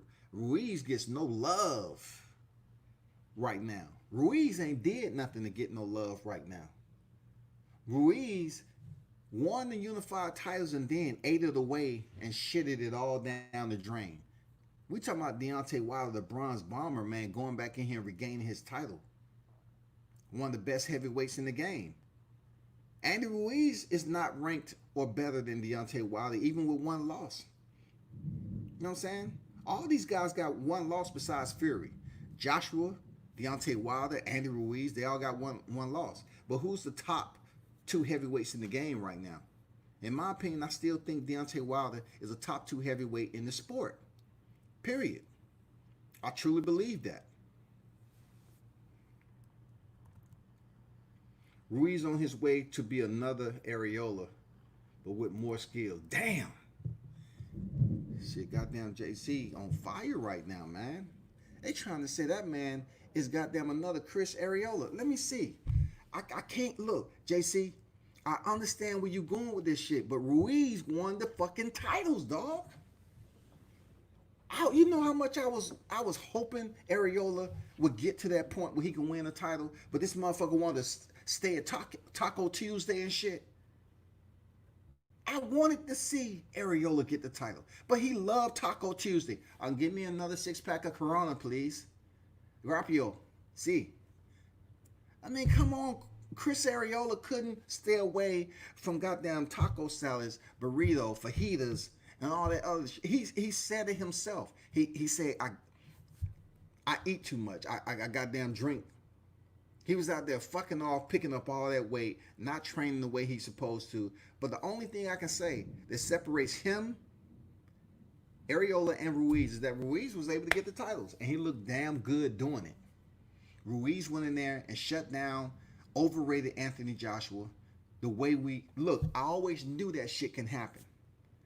I always knew that Vladimir Klitschko could have stopped Anthony Joshua if he wasn't, with both feet on the retirement, in the retirement. Both feet.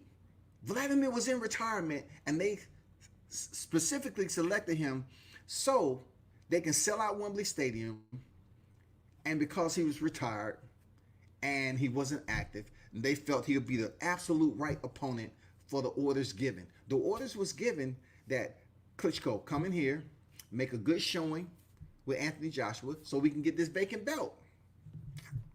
Somebody tell me why was the belt vacant? Who belt was that? Why was the belts vacant? I know y'all smart. Why was the belt vacant for Anthony Joshua to fight Klitschko in the first place? Let me know that. But anyway,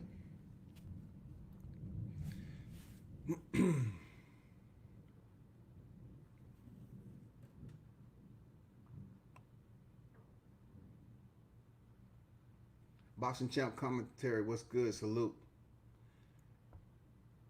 Okay, so JC said Ruiz on his way to being another Areola, but with skills. Facts. I agree. Lawrence William, JC, funny you said that Ruiz versus Areola is next. Um, you know what? Two Mexicans. Areola has said that if he loses, he was out. Like he was on a comeback, and he looked pretty decent, but he ended up facing a loss recently. So Areola versus Ruiz. Uh, I mean, I'll pay to see it right now with what's on TV. I'll pay to see that fight. It's like fire the coach after winning the Super Bowl. Yeah, man, I agree. It was. Damn, it's pouring the fuck down out here, man. Absolutely, man. Fire the coach after winning the Super Bowl and trying to say, "Oh, okay, I think we can do better." I really don't know what the conversation was like. You know what I'm saying? But from my understanding though, that Ruiz's dad gave the call to Manny Robles and said, "We no longer need you." From my understanding, I believe that's what went down. We no longer need your services, and that's how that was severed. I'm pretty sure Robles was like, "What? ¿Qué pasó? Pendejo? What?" You know, he was probably like, "What are you saying? We just went up here and did what the fuck we supposed to do." That just goes to show you the motherfuckers got the orders, man. They fucked over Robles, man. They fucked him over. It's real talk. He said waist on top of waist on top of waist. Damn. That mean your shit wide. You looking at a 40-45. No belt. You don't need a belt, goddammit. 205 Entertainment, all facts. Usyk got 0 losses. Man, nobody caring about Usyk right now. He hasn't even proven himself. He stepped in there with Chase Witherspoon, man. Come on, be better, bruh. That's all I'm saying. I don't want to look. I hate cooking all day long on this motherfucker. You know what I'm saying? But goddamn, Usyk, just because he fought a Chase Witherspoon, man, come on, bro. Who cares if he got 0 losses? This ain't cruiserweight division, and he ain't fought nobody up in the heavyweight. Wilder still number 1. Asian Money say, boxing champ, what's up? 205 said, not only did Ruiz win, but he made that man quit. Say that one more again. Absolutely. He made that man quit. It's good to know there's other people out here with sound minds. You know what I'm saying? Solid individuals that will say and speak up and say, Anthony Joshua fucking quit. Anthony Joshua fucking quit, y'all. Y'all see that? Y'all hear that lightning? It's thunder and lightning down this motherfucker, dog. He made Anthony Joshua quit. Anthony Joshua quit. Has Deontay Wilder ever quit in a fight? Say what you want about the basketball frame and all this. Has Deontay Wilder ever quit? Johann Duhaupas never freaking been stopped. Deontay Wilder took some punishment in that fight. Did he ever quit? Did he ever think about quitting when he was in there with Arthur Spilker when he hit him with that damn counter right hook and sent him to all the way up in Heaven's Gates? He sent Arthur Spilker all the way up in the Welkin. Just like Pac says, is it a heaven for what he say? Damn, what did Pac say?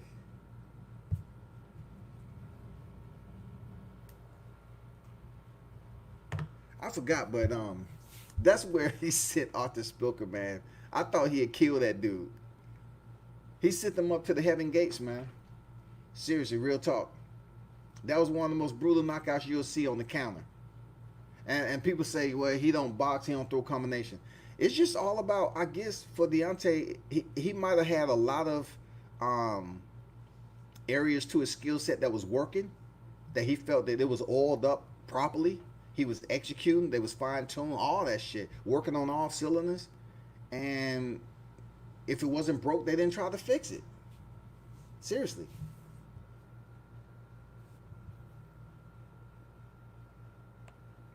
Man, the weather is crazy down here.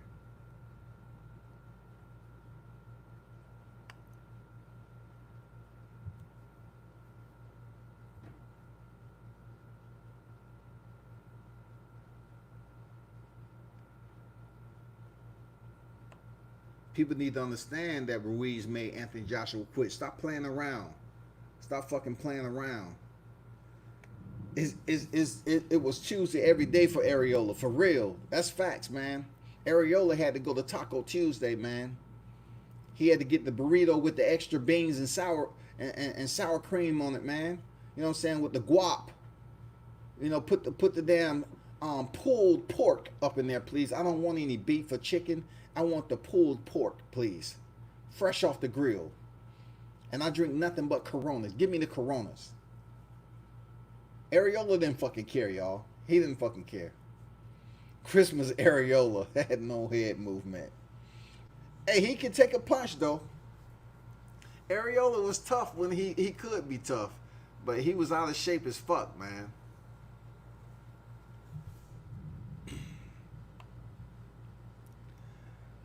Boxing Champ commentary said, I think Fury cheat dares cold stone proof. And if Fury cheated Vada, the WBC and the referee would have found out.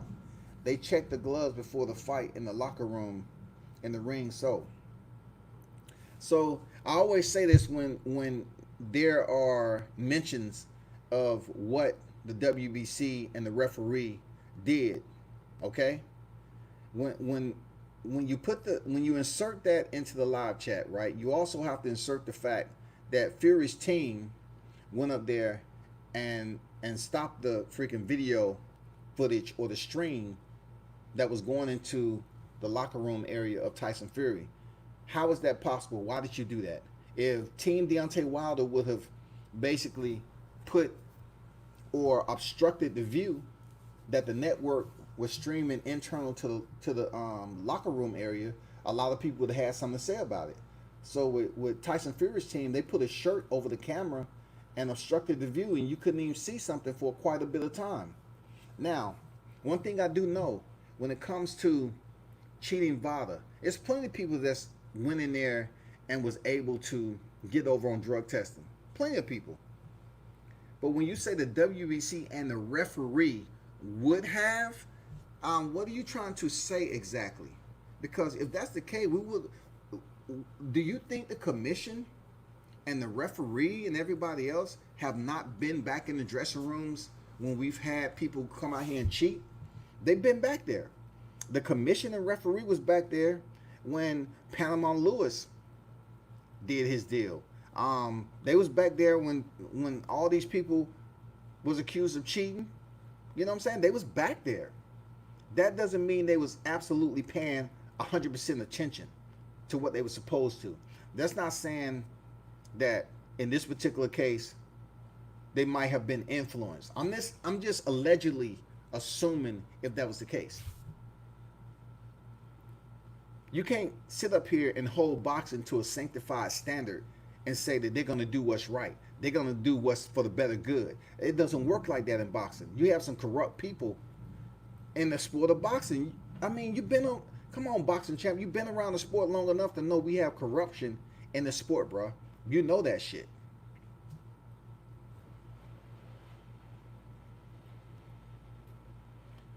I mean, it isn't, not is. Witherspoon was off the couch. I know, man. Chaz Witherspoon, you know, he basically came off, you know, once again, TV dinner. He wasn't in there to give Usyk any type of freaking real competition. So next, Usyk's trying, look, I'm telling you, mark my words when I'm telling you, they're going to try their damnedest to make Usyk a heavyweight champion by any means necessary. They're trying their best to make Usyk a heavyweight champion. No matter how they do it, they're going to try to make that man a heavyweight champion.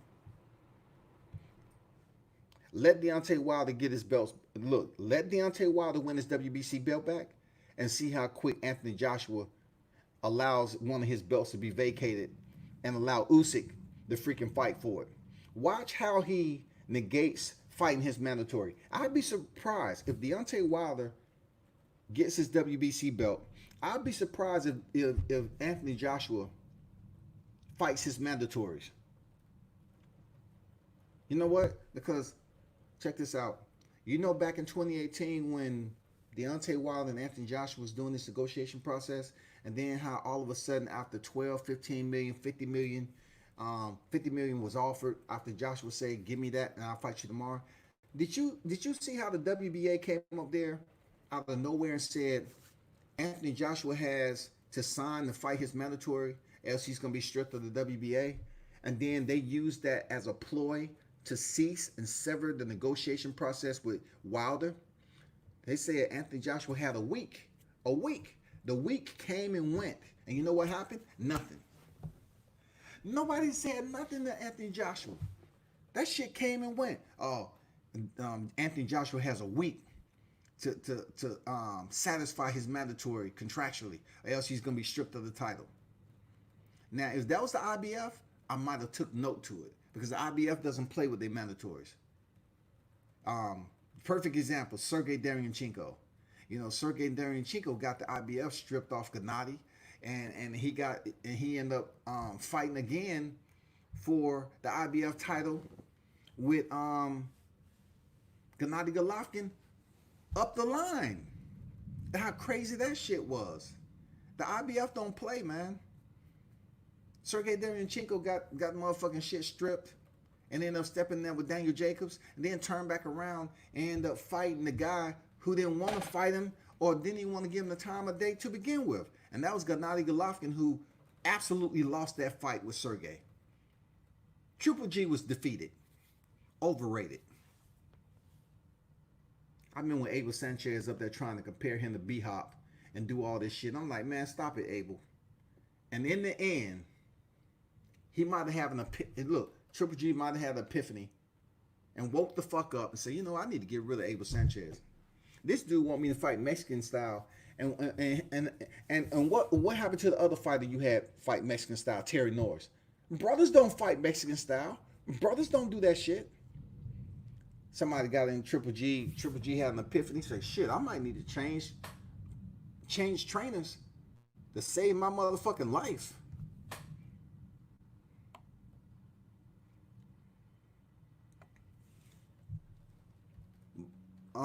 AJ is number one in your book. You have the right to your opinion. You have the right in your opinion. But deep down in the core of your hearts, you understand that is absolutely false. You understand that. You understand that. Just because you write it in characters, phonetic and numeric characters, doesn't make it right. You know what I'm saying? That's just something that you value and you feel good about it. But you know AJ is not the best heavyweight out there. You know that. Come on, be better, bro. Coco once said Ruiz bounced AJ off the canvas like a basketball off the hardwood floor. Talk to him, man. You know what I'm saying? It was like the dunk contest, man.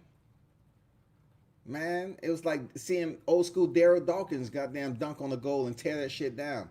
He tore freaking Anthony Joshua down, man.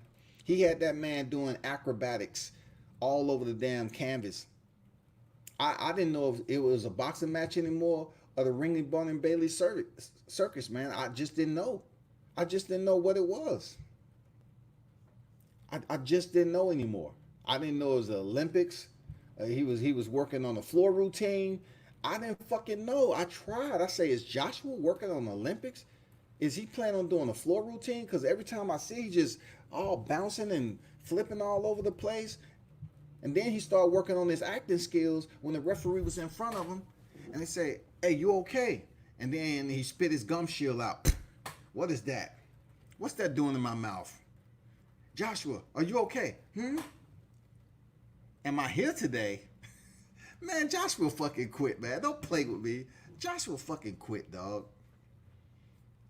205 said Wilder hits hard, so he can't hit you with the combo, hit you so hard that he can't hit you with a combo. In my opinion, Wilder, even with the loss on this record, I believe he's still the hardest puncher in that division and in boxing. Wilder is the hardest puncher. I'll stick by that.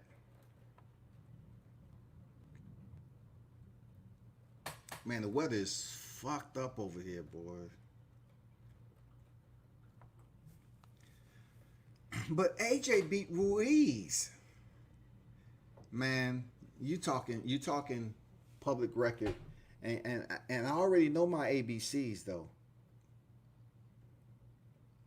You that's embryonic. The shit you saying is embryonic, like shit that you can find on Google. Everybody on this live chat know that AJ defeated Ruiz. Moving on. SB90 say the trilogy will show us who the best heavyweight is, but I'm riding with Wilder. For sure, man. I'm riding with Wilder too, man. And I agree. It will show us who the best heavyweight is. It's no way that you're going to prove to me that the way Anthony Joshua looked against Andy Ruiz, a much shorter fighter, how many times he was knocked down and he quit in a fight, that he's the number one heavyweight. You're making yourself look extremely suspect and questionable where somebody should take you serious. Anthony Joshua is nowhere even close. My barometer, I don't even get agitated when people come on here and say that. For what? Let them talk. H Money say, real salute. H Money was good. What up, World Combat Sports? D Hodges in the building. Chat LDVC. Money salute.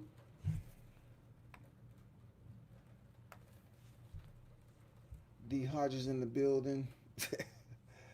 Oh, salute. I got Charlo. Okay, we want to talk about Charlo fight. Man, I'm happy. Thanks for bringing up motherfucking Charlo. Word has it is that the damn fight is almost made, or it may be made already, with goddamn Jamar Charlo and Sergey Derevyanchenko, bruh. And I was saying to myself, hell yeah. Why not? Why not? I'm looking forward to seeing Sergey Derevyanchenko step in there with Jamar Charlo, which would be the toughest fight of his freaking career. Period. It'll be the toughest fight of his career. This is the opportunity for which they gave Derevyanchenko so many freaking chances, y'all.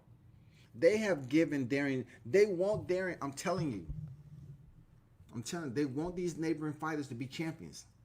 They are trying everything and anything to get these neighboring fighters to be fillers over here to continue to win these belts. Now, Sergey was unable to win the IBF championship twice. So now the message was out there, the headlines was out there that Sergey has the opportunity to choose between Canelo and Charlo. Now, of course, people are saying, if you have the opportunity to choose between Canelo and Charlo, it's a no-brainer. You should go with Canelo. Well, it's not that easy if Derevyanchenko believes that he can beat Charlo for the WBC belt. He might not have good faith that he can go over there and defeat Canelo. He might not totally understand that he can go over there and outbox Canelo. He might be absolutely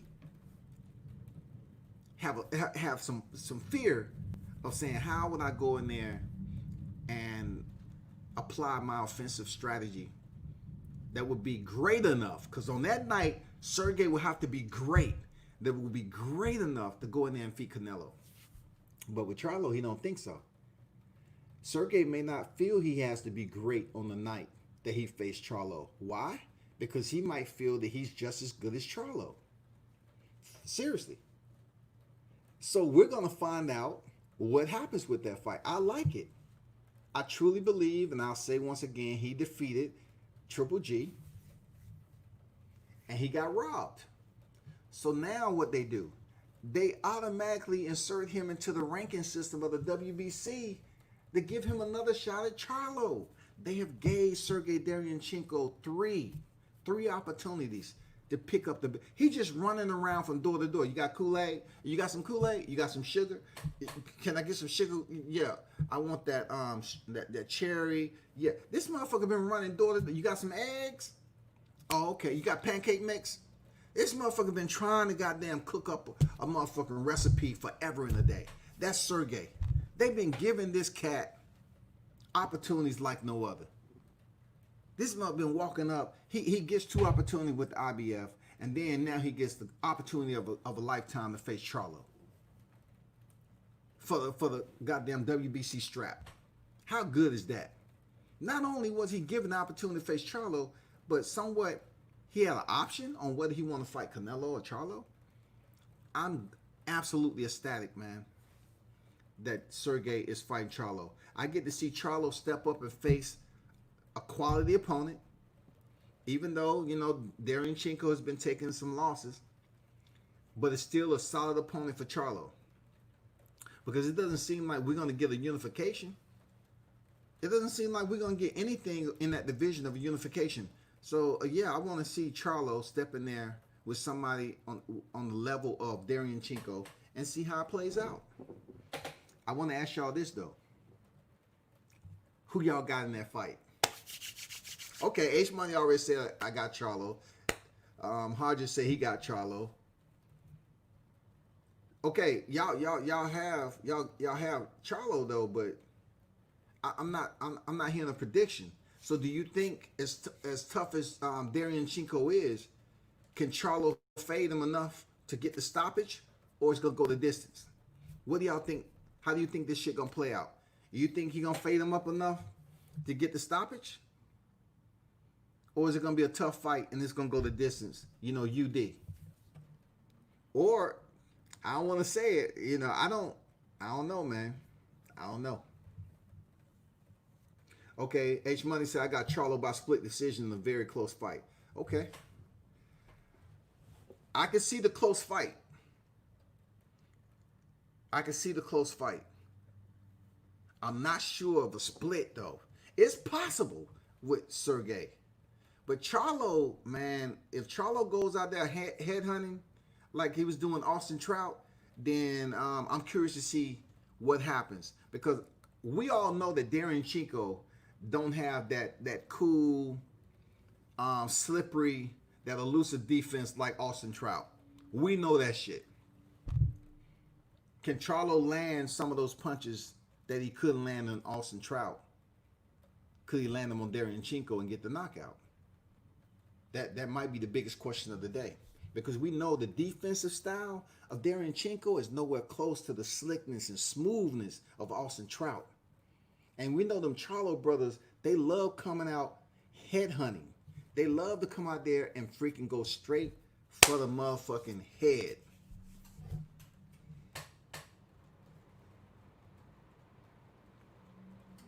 H1 Charlo can't knock him out. I don't know about that, man.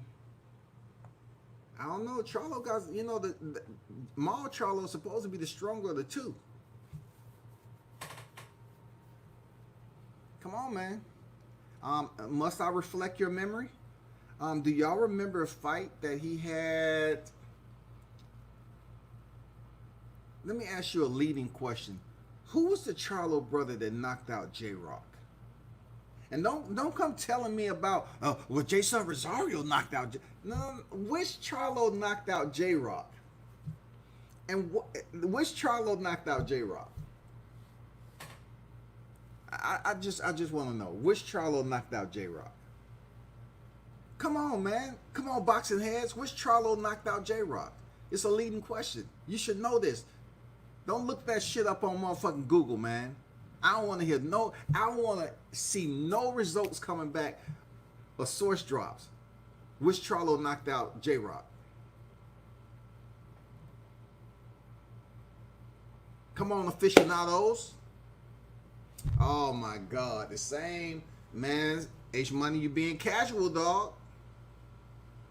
That's casual. I asked which Charlo knocked out J-Rock. No one put that shit up yet. I don't want to hear about him being bums or nothing. Which Charlo knocked out J-Rock? And then I'm going to ask you this question. How many losses did J-Rock have before that knockout?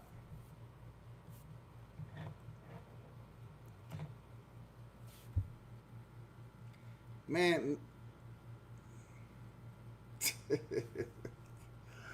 Oh man, I just want to know one thing. Come on, talk to me, aficionados, man. Come on, man. Which Charlo knocked out J-Rock?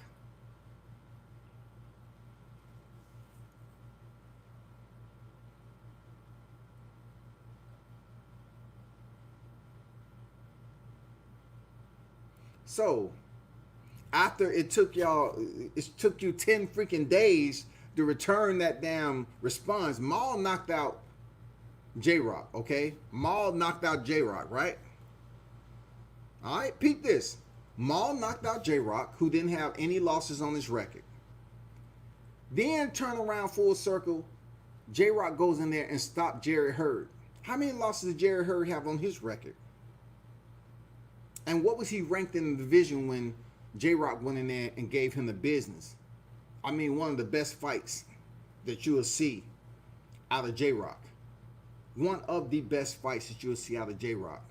Now, for those individuals that wants to bring up Jason Rosario knocking out Julian Williams, well, also put in there, who did Jason Rosario lose to? Is he undefeated? If he isn't undefeated, like, come on, talk to me. If you're going to compare Jason Rosario to knocking out J-Rock, who did Jason Rosario lose to? I'm just curious. Somebody drop that for me. Who did Jason Rosario lose to?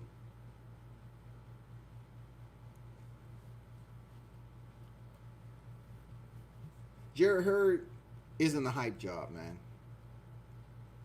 Jerry Hurd, you're not gonna convince me he's a hype job. There's no way. One of the best fights that you'll look at with him and Eris Landy Lara, man, come on, man. The punishment that he took in there against Julian Williams on that night when Julian Williams was dialed in, I mean, like his optics and his windage, all his shit was right there center, man. It wasn't no play left or right. His shit was dead center. Target relief. And Jerry Hurd still made it to the final bell. He ain't a hype job, man. Real tight. We could start mentioning some people that's overrated, but he ain't a hype job.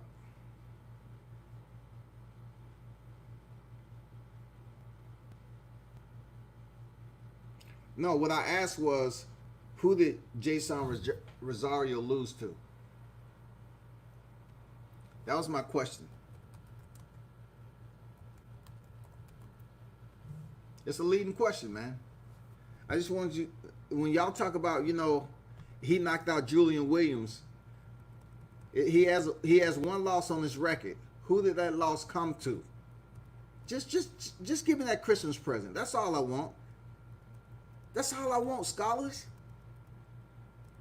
Who did he lose to? And how did it end?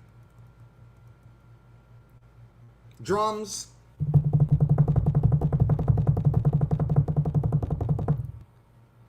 Any results yet? So, since he has one loss, and he lost via knockout to Nate the Great, Nathaniel Gallimore, he lost a 6-round stoppage. How are you going to say all of a sudden you hyping him up and he went in there and he got them beat J-Rock and he's this dude that's on the rise? He's not going to be established and he's not going to be official until he goes in there and defend his titles. He's not going to be official. Period. Jerry Hurd was unified champion for quite some time. Dude was official. He went in there and met a guy that was his day, J-Rock. But then you turn around with Julian Williams. He had an off night. He got caught with Jamal Charlo, who's the better puncher out of the Charlo brothers. That right uppercut was sick. You know what I'm saying? It was sick. And then he goes in there, J Rock, and he loses to Jason Rosario, who was also knocked out in his career by Nate the Great. Nate the Great is not a bum. Nate the Great took a freaking fight with Erickson Lubin somewhat on last minute, right? And he went the distance. That's not a bum, dog. Man, y'all have to chill with calling these dudes a bum, H Money. Y'all can't call all these dudes a bum, man. And you're not even looking at what they was able to accomplish. Erickson Lubin, who was stopped in the first round, so you're going to call him a bum too? Seriously, you're going to call him a bum too?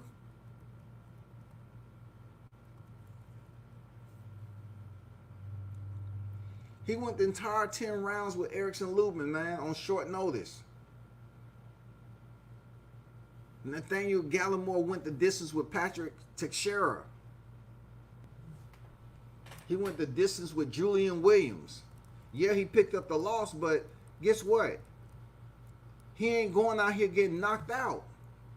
So, man, you have to do better with your services, with validating your sources. You can't call Nate the Great a bum, and the dude has losses on his record from decision losses in there with some of the best. Erickson Lubin, Patrick Teixeira, Julian Williams. Come on, bruh.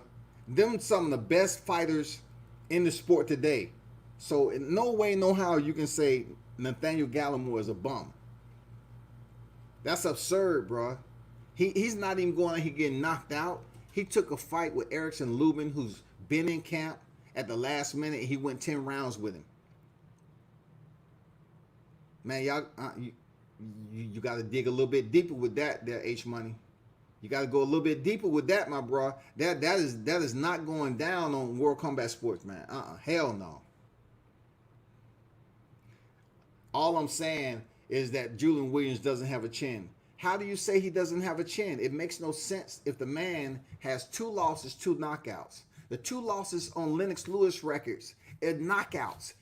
Oliver McCall and Hasim Rothman. So you trying to say Lennox Lewis, all the other legitimate competition that he was in there with, that he defeated, he doesn't have a chin?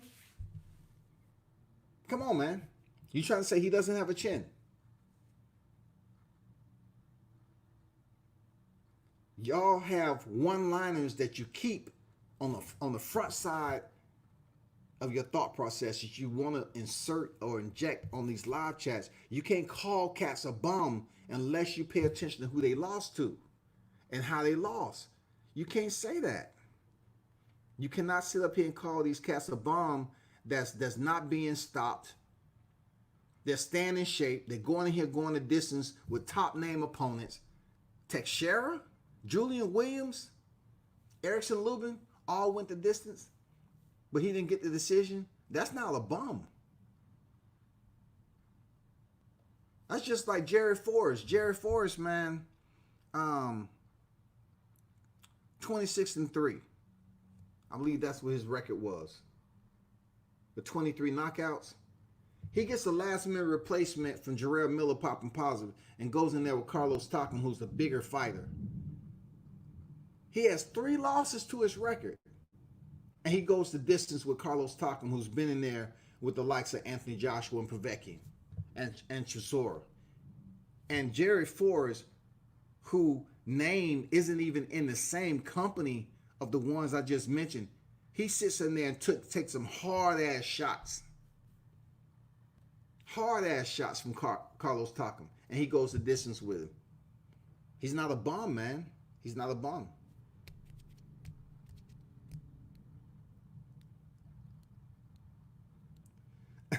Junior Smile say, who would you like to see Robert Guerrero fight next? Hey, to be honest, I couldn't tell you. I know who look, Junior. I know who should ask for a rematch with Robert Guerrero. I know if you smart enough, you know who I'm talking about. Junior, put it in the live chat. Who should ask Robert Guerrero for a rematch? You know who I'm talking about, man. You know who I'm talking about. Who should ask Robert Guerrero for a rematch? Come on, man. Come on. Let's cook. The stove hot. Jamal Charlo didn't do anything we haven't seen before Jason Rosario knocked out Julian Williams. Jamal Charlo didn't do anything we haven't seen before Jason Rosario knocked out Julian Williams. Okay, so what I can take from that is you comparing the knockout of Jamal Charlo to that of Julian Williams, being knocked out by Jason Rosario.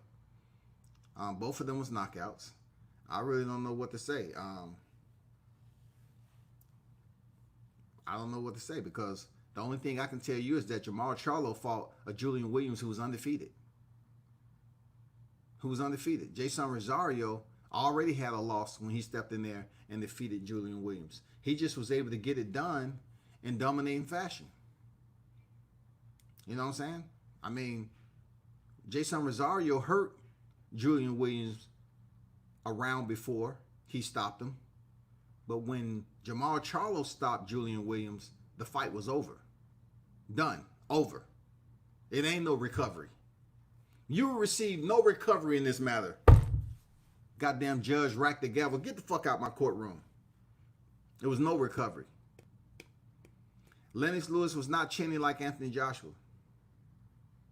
There's no way I'm taking that serious. They called Mean Machine a bum, but he was an Olympian undefeated before Bud. Talk to him, Hodges. I agree with that statement. Mean Machine was an Olympian, and he absolutely gave Bud a competitive go. He was stopped. That just shows the greatness in Bud, and I commend Mean Machine for going in there and trying to make it a fight. But Bud said, forget everything else. I'm going to show you the other side outside of this boxing that I got. And he went in there and dog walked Mean Machine into a stoppage.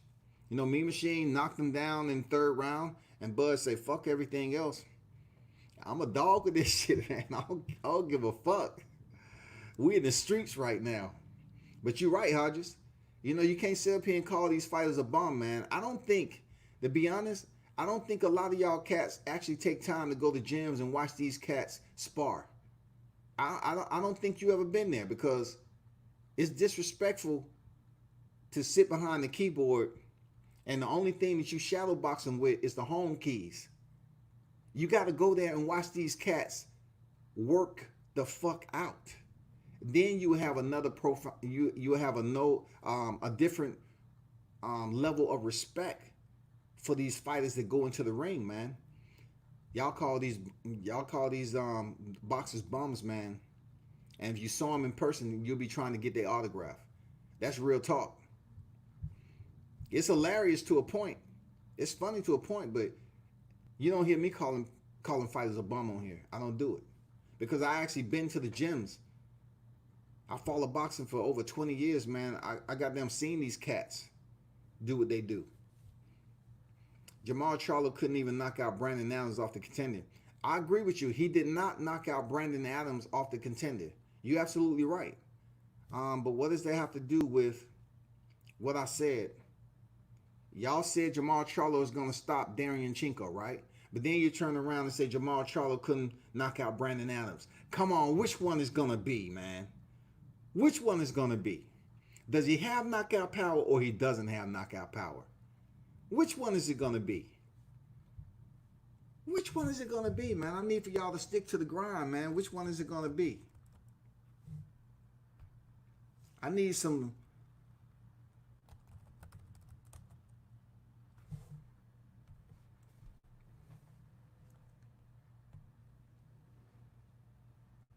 So Jamal Charlo has 30 wins and 22 knockouts, right? He has 22 knockouts. So we all know he dispersed of Dennis Hogan. So let's go down. Let's go down his last 10 fights.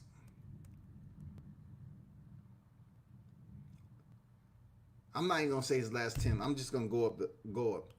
Cornelius Bundrich, Oh, 34-5. I know they're gonna call Cornelius K9. If y'all call K9, I'm gonna get K9 on here. Because K9 is a tough dude. He stopped K9 in 3. He stopped Camport in 4. Went the distance with Trout, tough fighter. Stopped Julian Williams in the 5th. Stopped Sebastian Hyland in 4. Stopped Hugo Centeno. You remember Hugo and Centeno, right? With the nice hair? You know, with the nice hair and shit? Oh, yeah.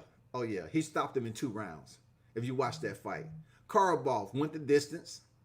And you know, Karabov about to step in there with, he has another fight coming up. Brandon Adams, 12. And then he stopped Dennis Adams. You know what I'm saying? So,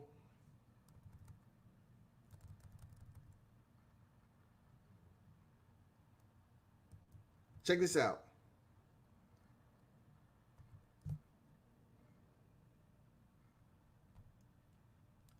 I'm about to ask y'all a question.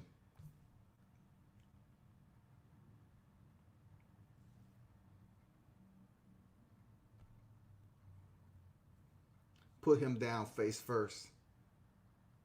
Okay, there you go, Junior. There you go. There you go, Junior. Respect. Berto. Berto should ask Robert Guerrero. That's what I'm talking about. Berto. The way Robert Guerrero looked, oh my God. The beating that he gave Andre Berto, man, God damn.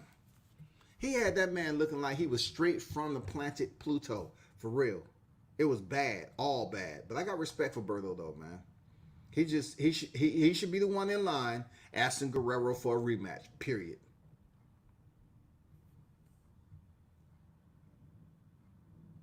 Jason Rosario beat Julian Williams when he was a world champion. And after his biggest win against Jarrett Hurd, that's more impressive. I mean, he just beat. So how is it more impressive? Asian Money, you contradicting the shit out yourself, bro. You all right? You ain't drinking Hennessy in your Kool-Aid, right? Because look, I want you to respect. I want you to respect where I'm going with this, right? So definitely, you trying to twist and turn and say it's more. Look, it's trying to be more impressive if he defeated Jarrett Hurd, who's a champion. But yet, you said Jarrett Hurd was what earlier? What did you say Jarrett Hurd was earlier? What were you saying Jarrett Hurd was? So if Jarrett Hurd had the titles, how can that basically complement what you said earlier about Jarrett Hurd? What did you say earlier about Jarrett Hurd, man? How can it be all of a sudden you're highlighting it? Jarrett Hurd is being important. H Money said Jarrett Hurd is a hype job. So then we stroll down the comments and he says Jason Rosario defeating Julian Williams was good because guess what? He was a world champion. He defeated Jarrett Hurd. So how can Jarrett Hurd give any credibility to highlighting Jason Rosario if you said Jarrett Hurd was a hype job, even though he's the unified champion who defended his belts, right? So therefore, I must ask you this. Once again, in a contradictory state, if Jarrett Hurd was a unified champion and he defended his belts several times, right? But yet, your exclamation is he's a hype job, right? But how many times did Julian Williams defend his belts? How many times did Julian Williams defend his belts once he defeat Jarrett Hurd? Just a question. So if Jason Rosario went over there and knocked out Julian Williams, who basically in turn had went the distance with Jarrett Hurd, who was the champion, how is that any more impressive? Like how is that equation any impressive? When Jarrett Hurd was reigning as champion, he took one loss. You know what I'm saying? Then Julian Williams, he gets his second defeat. He's stopped by Charlo in 5 rounds via right uppercut. Then he goes in there and has the night of his life and defeat Jarrett Hurd. So Jarrett Hurd, look, Jarrett Hurd takes his first fucking loss. Jarrett Hurd takes his first loss. So Julian Williams goes over here and ends up facing Jason Rosario, who already has a loss via knockout. And you're bloviating the fact that just because he faced Jarrett Hurd, who's a unified champion, and won, all of a sudden you hyping Jarrett Hurd up to basically compliment what Jason Rosario was able to do for Julian Williams. It makes no sense, bro. It makes no sense, H Money. Absolutely no sense, bro. You got to do better than that when you're over here, man. You can't sit up here and call damn Jarrett Hurd a hype job, man, and then turn around and say, well, Jason Rosario, it was more impressive what he did than Jamal Charlo because, you know, Julian Williams had the belt. He was a unified champion. True enough, he was. But he had a freaking loss. Jason Rosario had a loss. You know what I'm saying? I mean, come on. Julian Williams had been stopped already. You tell me, bro. Number one is a bum. They just lost to a better fighter. No one is a bum. I agree. Now, you can't call these top fighters a hype job and a bum. Jarrett Hurd is nowhere close to a hype job, bro. When he was out here walking motherfuckers down and giving them the business, people wasn't saying shit that Jarrett Hurd was a hype job. But he looked his worst on taking his first loss. Jarrett Hurd looked his worst. Julian Williams was so stellar on that night, man. I'm telling you, Julian Williams looked grand, man. The sweet science was in full effect the way he looked against Jarrett Hurd. I mean, it just seemed like all the stars aligned when he went in there and boxed. And the way he went in there and with his offensive strategy and took that fight and took control of it and dominated. It was a good-ass fight, man. I never said Charlo was going to knock out Dariunchenko. I said split decision. We're not talking about Charlo and Dariunchenko. We're talking about what you put up there about the three amigos. We're talking about Julian Williams, Jason Rosario, and then on the back end of Jarrett Hurd.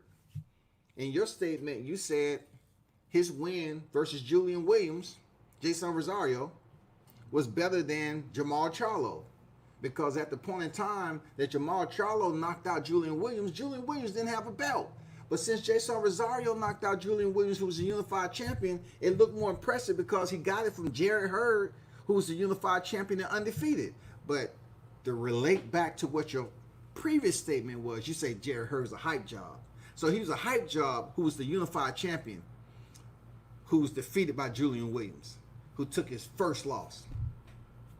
It makes no sense, man. It makes no sense, man. A lot of bombs and hype jobs in boxing. K9 was old when Charlo defeated. I didn't say he was old or young. I'm just saying he stopped him. Was George Foreman a bum when he defeated Michael Moore? Michael Moore was the champion. Was Michael Moore a bum when, you know, George Foreman came up there at 45 years old and defeated Michael Moore? Just because of his age, everybody aged different in the sport of boxing.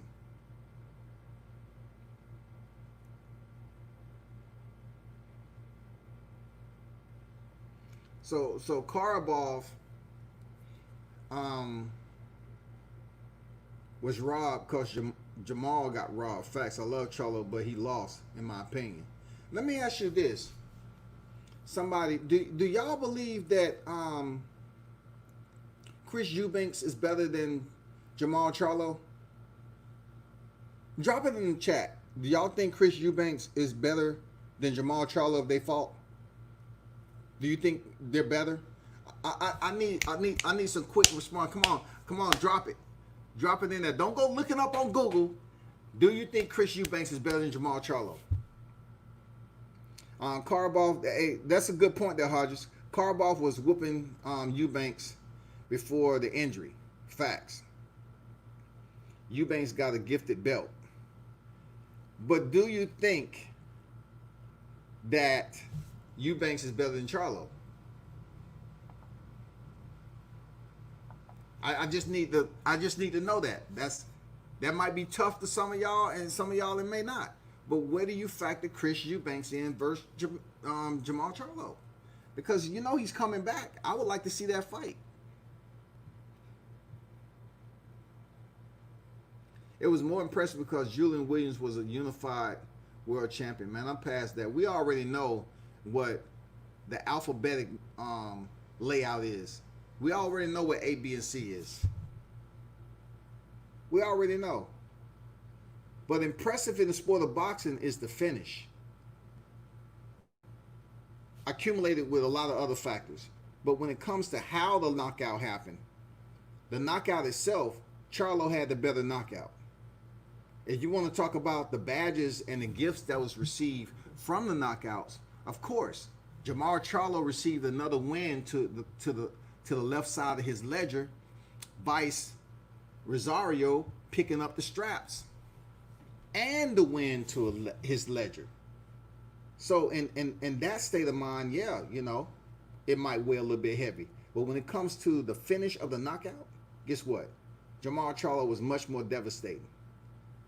Much more devastating. When people look at that, go on YouTube and look at the views of Jamal Charlo knocking out Julian Williams, and they'll give you all the info you need.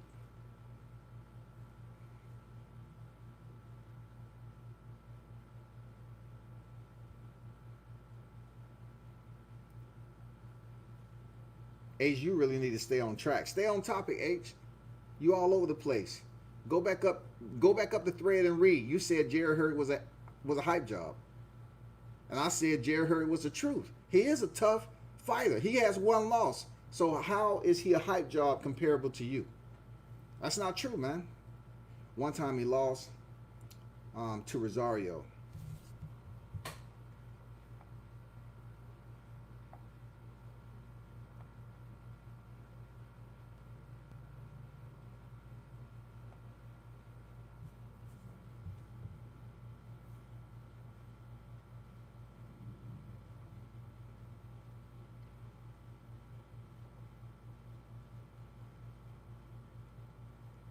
You are contradicting yourself, I guess, because you are giving Charlo credit for knocking out Julian Williams. I'm giving him the better finish.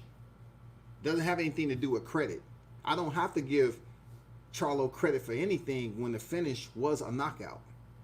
He got his credit, just like Jason Rosario got his credit. But who had the better knockout, in my opinion, was Jamal Charlo.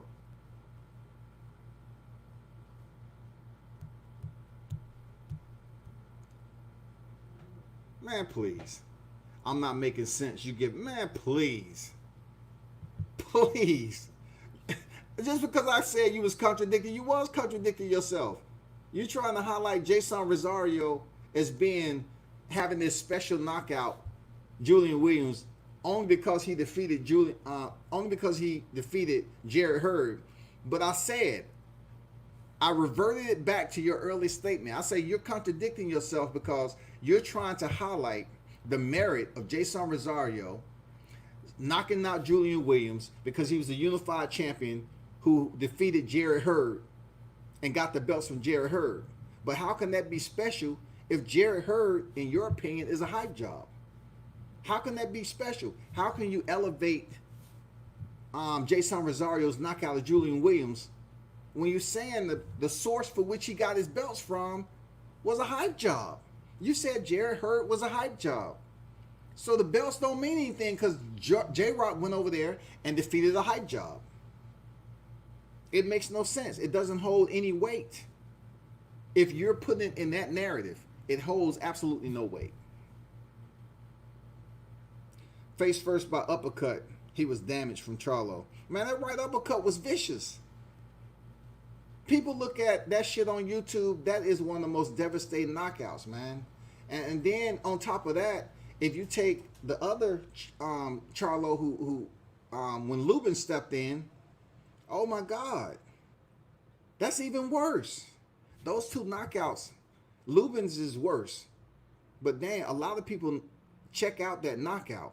A lot of y'all may not be able to understand how that freaking knockout happened. The sequence of the parry on how Charlo parried the right hand of J Rock and then shot the uppercut up the right, up the middle. I mean, come on, man. Charlo is overrated point blank. Man, H Money, you tripping, bro.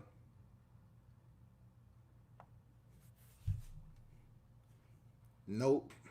Charlo ducked Demetrius Andrade. No, Charlo didn't duck Demetrius Andrade.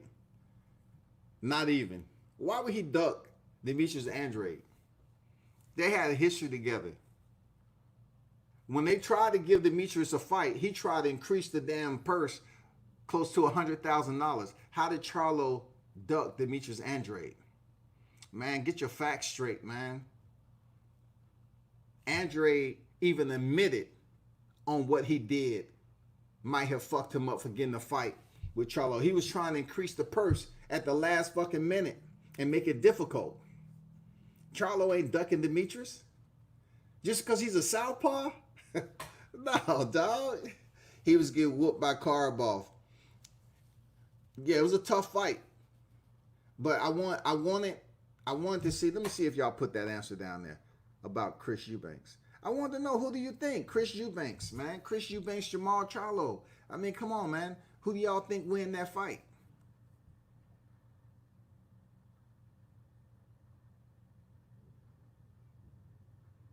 So, if you're reading, if I'm looking at what you're doing, if you're reading, but you said Anthony Joshua is a hype job and he is a two-time unified champion. So therefore, I'm glad you are retaining what I put on there. Because, yes, indeed, I've been saying Anthony Joshua is overrated.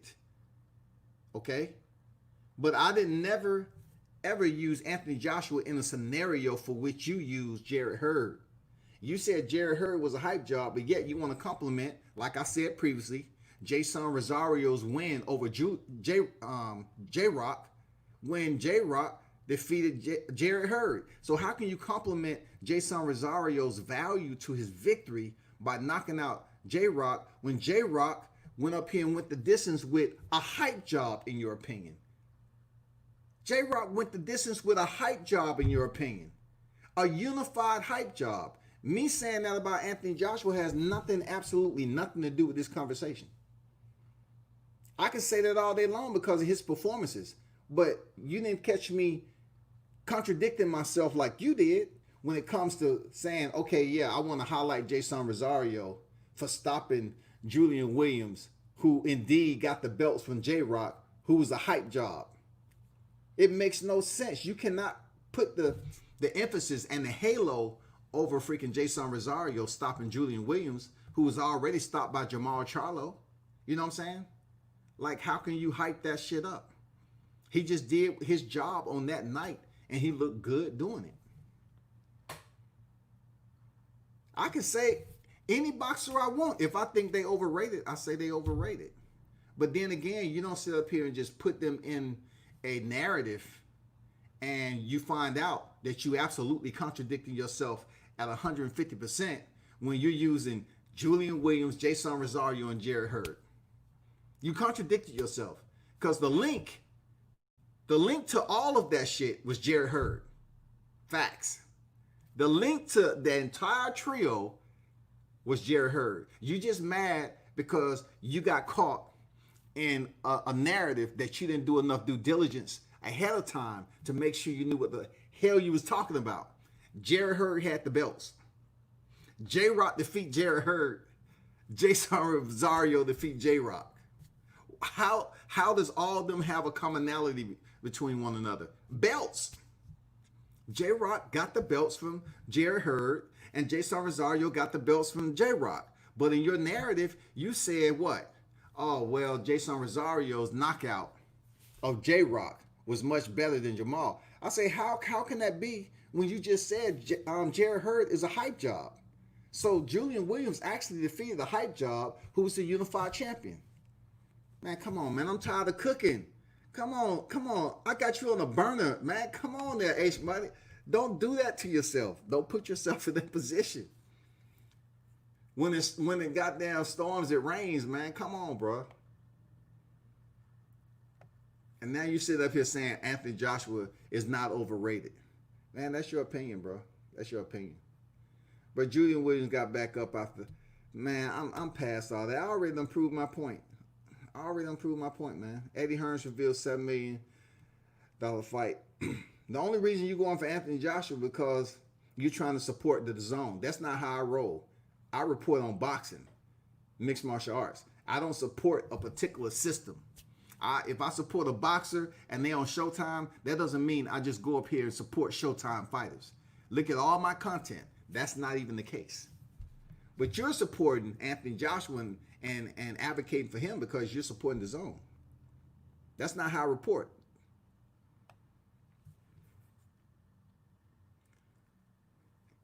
And we're not about to talk about no Eddie Hearn. No. The link to everything is Julian Williams.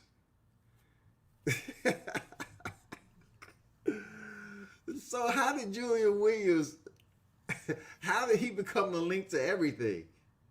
If Julian Williams had to fight Jarrett Hurd for the titles, bro. You know, J-Rock had to fight Jarrett Hurd for the titles after being stopped and building himself back up from that Jamal Charlo knockout. So that's why at the end of his fight, when he defeated Jarrett Hurd, he said, hey, y'all need to stop castigating and putting fighters out for one loss. Y'all can't do that because we still out here and we still working hard to be the best. So all things lead back to Jarrett Hurd, because if by chance J-Rock wouldn't have defeated Jarrett Hurd, the conversation about Jason Rosario, who was knocked out by Nathaniel Gallimore, which didn't make him a bum, right? But he was stopped by Nathaniel Gallimore, right? It comes down to Jason Rosario getting the opportunity just like J-Rock did against Jarrett Hurd. He steps in here and he gets the opportunity and he knocks out J-Rock, who has been knocked out before.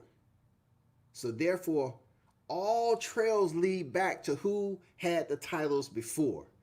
Jarrett Hurd, J-Rock, Jason Rosario.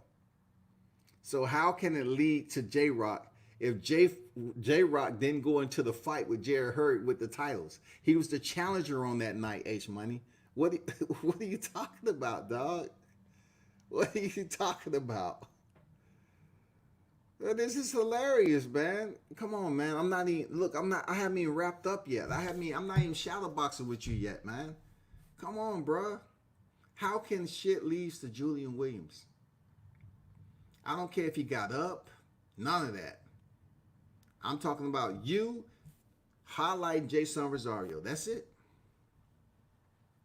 The link is to Julian Williams. You keep saying Charlo knocked out Julian Williams, but Jason Rosario did the same thing. That's not even the point of anything, any fact of the matter of what I'm saying about Charlo. You need to stay on topic, man. You all over the place.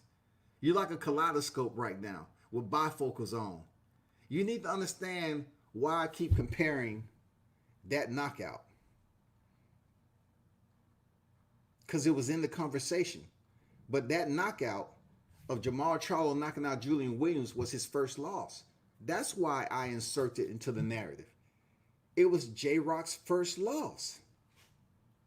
And it had a lot to do with you calling fighters a bum who only has one loss to their record. You're calling Jarrett Hurd a hype job and he has one loss. When he stepped in there with J-Rock, he was undefeated. He was the unified champion, bro. J-Rock came in there with one loss. That one loss was Jamal Charlo. He went in there and gave Jarrett Hurd his one loss. So finally, he's a unified champion. He steps in there with Rosario, who has one loss. Stop TKO loss. Jason Rosario goes in there and stops J-Rock, knocks him out, give him his second loss. He picks up the unified titles. All roads leads back to Jarrett Hurd. Why? Because in your narrative, you said J. Hurd was a hype job. So therefore, you highlight Jason Rosario's knockout of Julian Williams to be better than. You're highlighting Jason Rosario knockout to be better than Jamal Charlo. when it's not really, just because he has the belt. I'm saying the visual, Jamal Charlo got the belt in knockout. The reward goes to Jason Rosario because J-Rock had the belts. Contradicting is basically saying that Jarrett Hurd is a hype job, but yet you're saying Jason Rosario knock out the guy who beat the guy. So J-Rock beat J Hurd, but in actuality, it makes Jason Rosario look that much better because he got the belts. But he wasn't the first one to knock out J-Rock. Jamal Charlo was. Jamal Charlo was. So if you're calling these fighters a hype job and they're no good off one freaking loss, then all of them are. Jarrett Hurd has one loss. J-Rock had one loss going into this trio. Jason Rosario had one loss. All these cats had one loss. The only one that don't have one loss is Jamal Charlo. Jamal Charlo is still undefeated. Jamal Charlo ain't Mel Charlo. He's Jamal Charlo.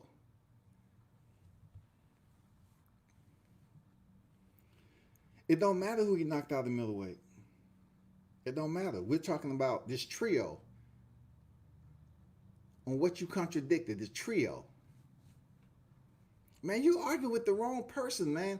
I'm trying to leave you medium well, man, but you want me to leave you out. You want me to leave you on the grill burnt.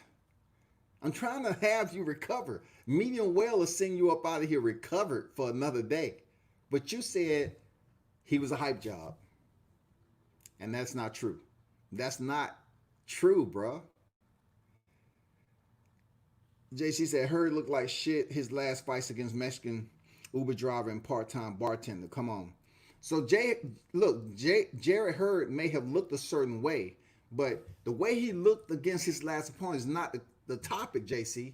JC, the topic is what H Money said that highlighted Jason Rosario win over J-Rock. And that's basically saying that he defeated Jarrett Hurd for the belts. But you saying Jarrett Hurd was a hype job. So really, what is the value in Rosario defeating J-Rock, who defeated a hype job with belts? The unified champion who defended his belts.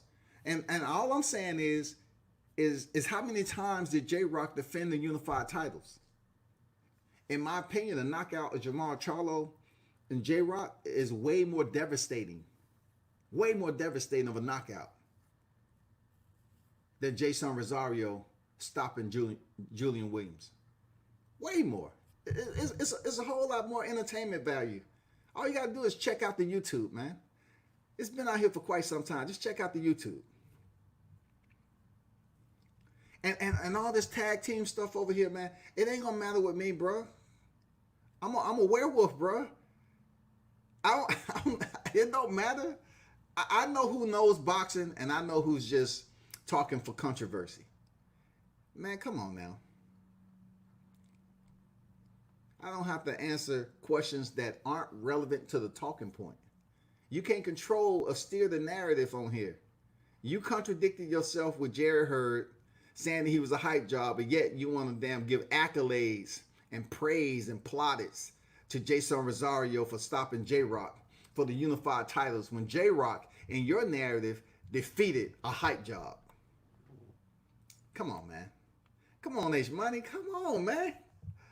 Come on, bro. Y'all have these underlining words, duck, bodied. Man, come on. Man, this is light for me. This is light.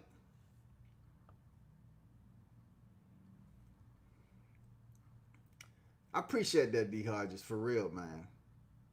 Cause I just don't know what I'm seeing now. Like, there are some other topics of discussion to talk about, but you just contradicted yourself with 4 and 5 shovels, man.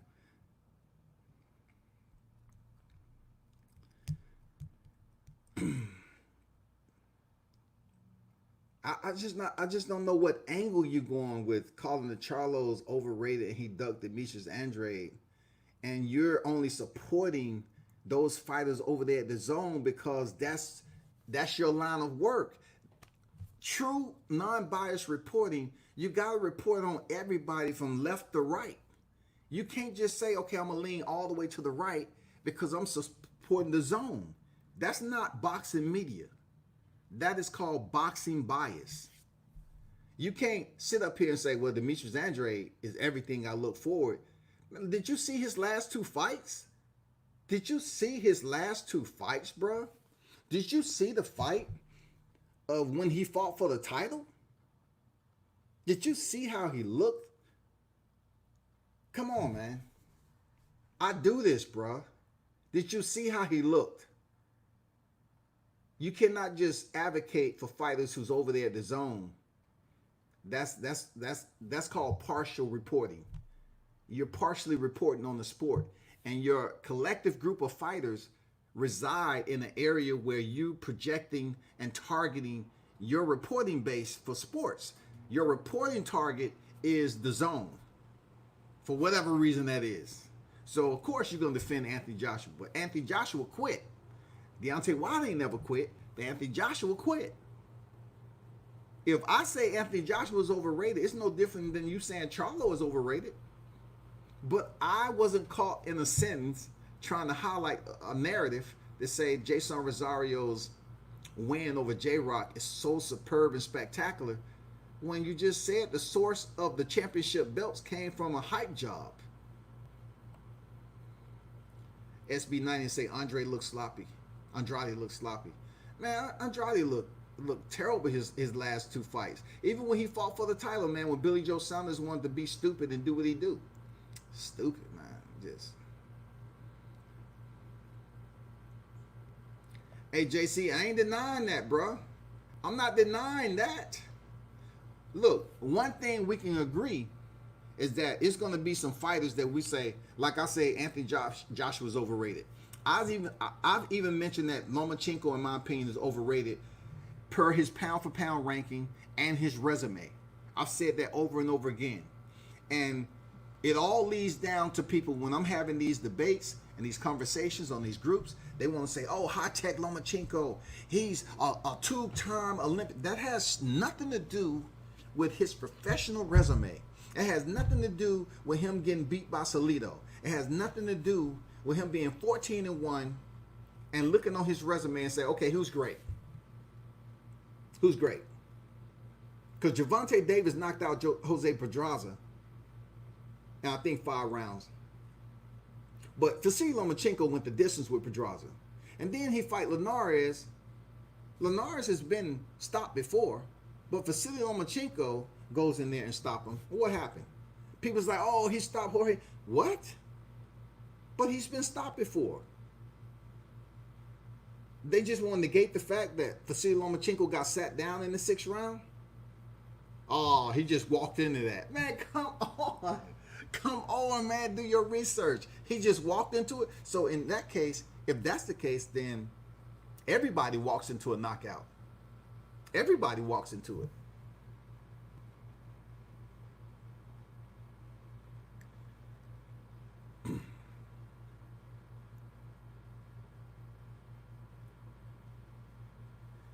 So now we're going off predictions. If you go back in a lot of my predictions, my lives, a lot of my predictions I got wrong in certain fighters. Not the easy fight, not the easy fights where it's lopsided.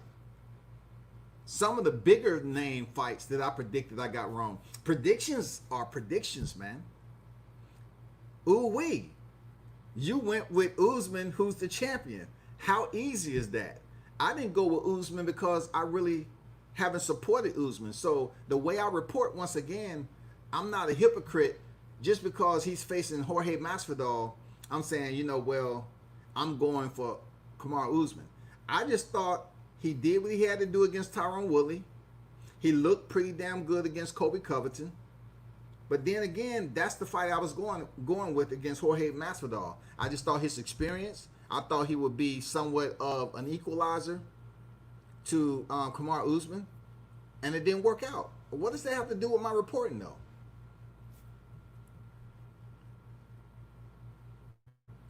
JC Loma got dropped with a soft jab. He was shook. He got I remember Lomachenko getting up and going over to the corner like a little baby. You know, he probably was shocked that he got dropped. You know, he beat his ass like that. We was talking about Charlo, and you mentioned his knockout against Julian Williams, and that was at 154. I repeat, who did Charlo knock out at middleweight? I don't have to answer that because that wasn't a topic of discussion. We're talking about the same human being. The same human being. The one human being who is a factor. The commonality in this is Julian Williams. Julian Williams was knocked out by two professional fighters. One happened to still be contending at 154 and the other one at 160. That one at 160 had a more devastating knockout than Jason Rosario did at junior middleweight. Facts. Facts. Sometimes it's all about who did it first, and it's how they did it. And when he knocked out J-Rock the way he did and the fight was stopped, it was a wrap. Jason Rosario, I give him credit for getting his knockout. But overall, not to sit up here and continue to revert back or regurgitate the same vomit, is that you mentioned that Jarrett Hurd was a hype job. So there's no way that you can elevate the status of Jason Rosario knocking out Julian Williams if Julian Williams is indeed the one who defeated a hype job. That's all I'm saying. It makes clear and concise sense if you really just retain it. You know what I'm saying?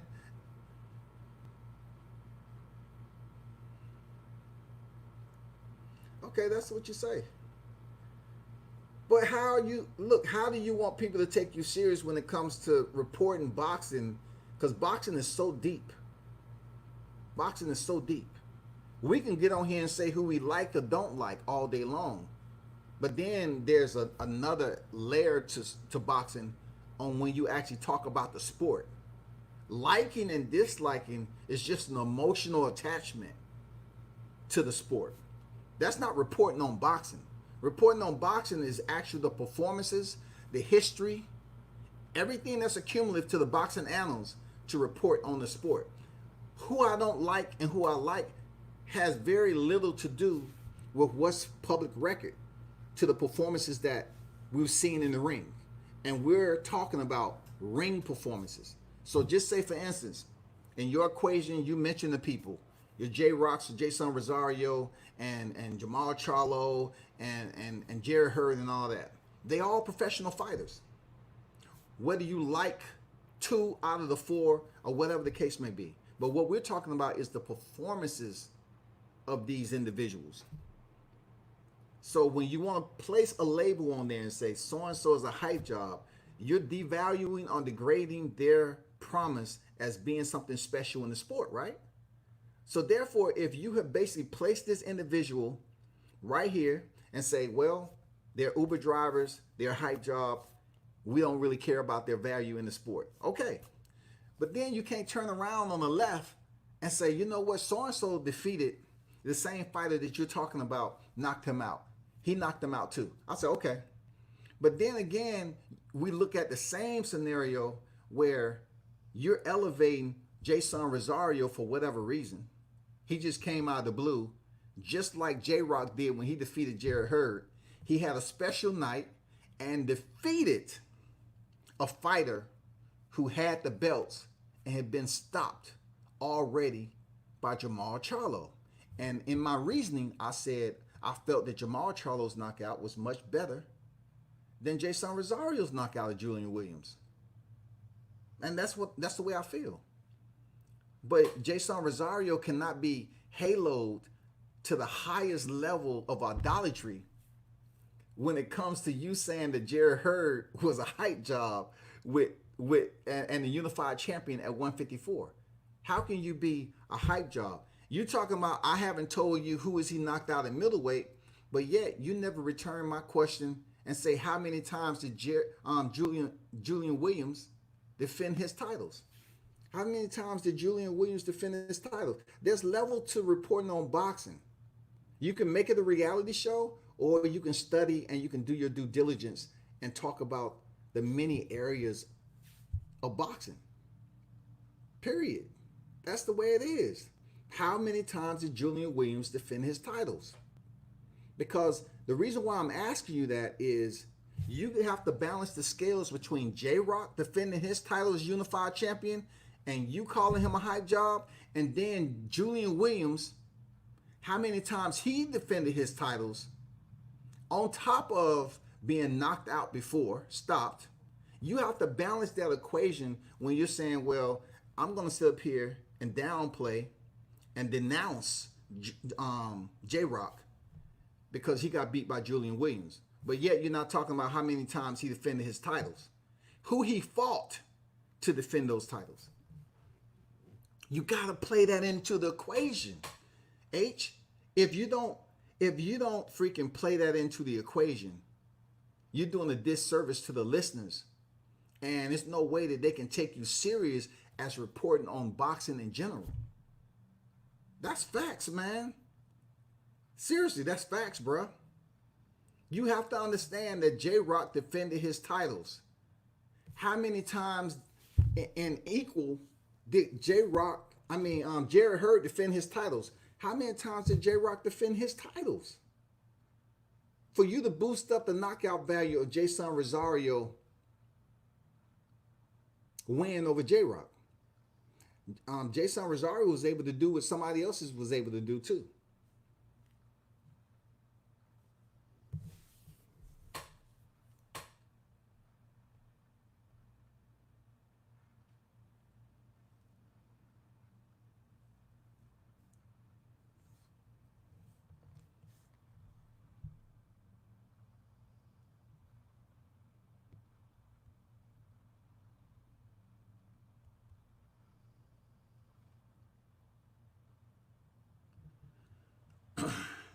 Charlo knocking out fighters at 160, it's not even important to me. We're talking about, once again, him knocking out Julian Williams. That's it. Unless we're talking about Jamal Charlo and Sergey Demianchenko. Man, you all over the place, bro.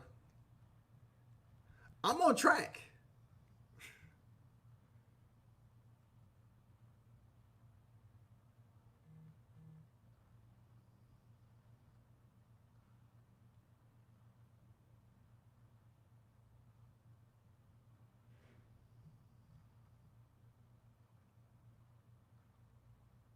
Okay. All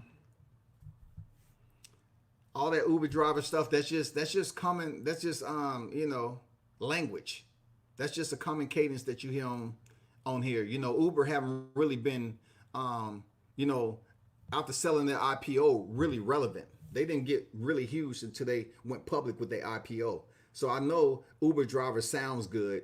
Now we go from taxi cab drivers to Uber drivers. Come on, facts, bro. Come on, man. Come on, man.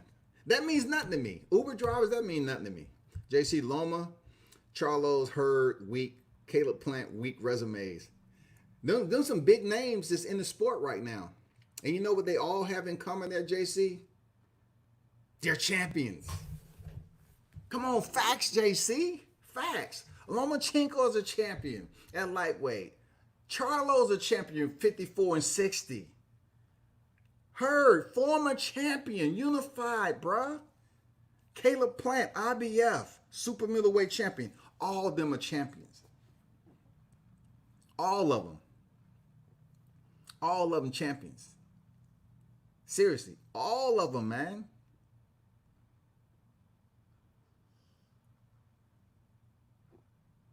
Hey, look, H want to send a link so he can debate.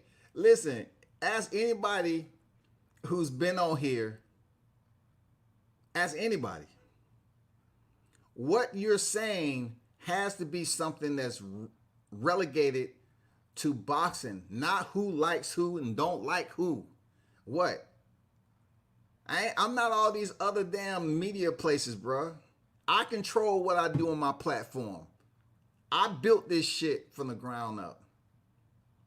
The way you've been on this live chat, bro, you've been basically going against everything I've been talking about when you know. When you know. Come on, bro. You got cooked on this forever and a day because you contradicted yourself about calling people hype jobs. I'm not gonna get on here and argue with another man. Now, if you want to talk boxing, we can talk some boxing. But talking about Charlo, Rosario, J Rock, you know what I'm saying? That Jerry Hurd, man, come on, man. That's not a debate.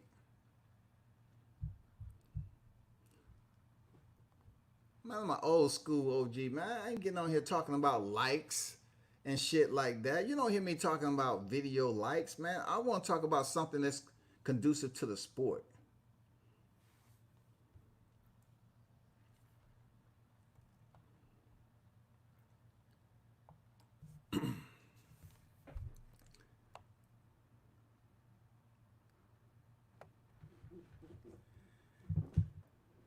D Hodges say champion got to beat a champion to become champion. Yeah, the champion got to beat a champion to become champion unless the title is vacated. But I totally get what you're saying, D Hodges. To be the champion, you got to beat the champion. To be the man, you got to beat the man. I totally understand that, bro. I get where you coming from with it.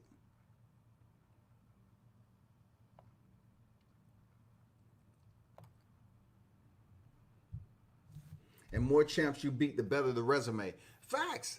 But in the sport of boxing, not every division is full from 1 through 10 in the ranking system. We see that even in the welterweight division. The welterweight division is one of the hottest divisions, but it's not absolutely stacked with the heavy hitters from 1 through 5. It's not. It gets a little shady at 1 through 5. We're talking about across the WBC, the WBA, IBF, and WBO. It gets a little shady. You know what I'm saying? You can't get a full lineup from 1 through 10. And it goes 1 through 15, but 1 through 10, it gets a little shady down there, man.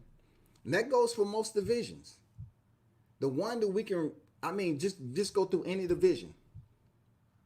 You're not going to get an absolutely super lineup from 1 through 15. You're not even going to get it 1 through 10 because it's so inconsistent with the ranking system that you can't sit up here. If somebody lose, they get dropped all the way down to 10, and then this other person that you never heard get thrown in number 5, and you're like, what the fuck is that about? You know, Sean Porter's sitting at number 10 right now because he lost a close fight with Errol Spence. But then again, Danny Garcia, he loses. He keeps on being at the top of the food chain. You know what I'm saying? Sergey Derevyanchenko loses. He continued to stay at the top of the food chain. It's crazy. Like Sean Porter beat Danny Garcia, another high-ranking fighter, right? Let me go this shit, man. Let me go check some stuff. Let me tell you what I'm talking about right quick.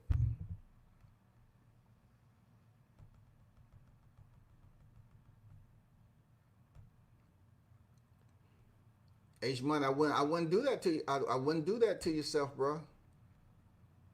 I wouldn't do it. We ain't talking about no reality show, bro. I wouldn't get on here and do that. I mean, I'm not gonna sit up here and go back and forth off emotions. I'm not gonna do it, man. It's a waste of my time. So we had a welterweight 147-pound division, right? So in the WBC, where Sean Porter lost to Errol Spence, he's still ranked number 1. Danny Garcia number 2. So if you go across to the right, where are you seeing Sean Porter? Sean Porter at one point in time was the IBF champion. And he lost that for some time, okay? So therefore, Errol Spence is the IBF champion. And Sean Porter, who's the former IBF champion, is sitting at number 10 in that division. Number 10. We all know Sean Porter Errol Spence went over there and defeated Kell Brook for the IBF title, who Kell Brook defeated Sean Porter for that title himself. But why is Sean Porter, who's coming off such a spectacular, losing effort to Errol Spence, but the spectacular performance, why would he be anywhere close to number 10 in the IBF just because he lost the belt a while ago? It doesn't make any, it just doesn't make any sense. You know why? Because I look at the WBO, Danny Garcia, who has lost to Sean Porter for the vacant WBC, right? He's ranked number 1 contender for the WBO, all because they're trying to set the fight up with Terrence Crawford. Mikey Garcia is in number 3. He had 2 fights. Mikey Garcia had 2 fights in the welterweight division. He fought Errol Spence in a lopsided loss, and he came back and fought Jesse Vargas. And where's Jesse Vargas in the ranking? Where's Jesse Vargas? So I'm looking at Mikey Garcia being number 4 in the WBC, number 3 in the WBA, and then number 3 in the WBO. How, man? It's no consistency. It's no consistency. How can Maurice Hooker be ranked number 4 in the WBO?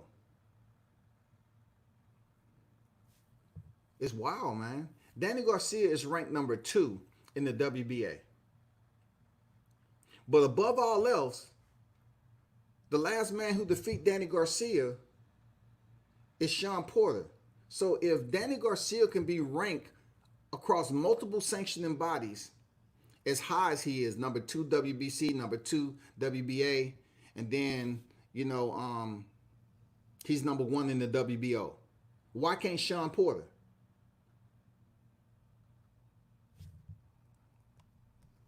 Why is Sean Porter so low in the IBF rankings?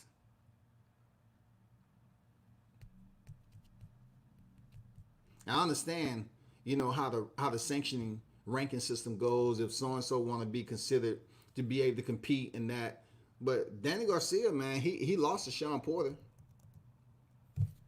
That's all I'm saying. How can Danny Garcia still be floating at the top just because they want to make a fight? They want to make a fight between him and Terrence Crawford.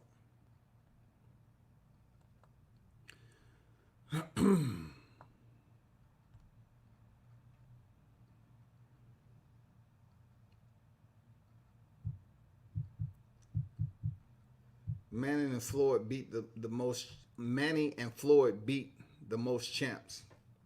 Hey, man, they have a Manny Pacquiao record alone is just unbelievable. And then Floyd Mayweather selectively chose who he wanted to fight, and he has some stellar names on there. And people gonna say, oh, some of them was over their prime and shit like that. Still, man, it's the way he went and did it. If you win a belt, you're a champ, vacant or not, because 2 people are good. Yep. Charlo has been fighting bombs at middleweight. See, that's why it's just pointless to go back and forth about 2 individuals. I think I've elaborated on that enough. That's all I can say.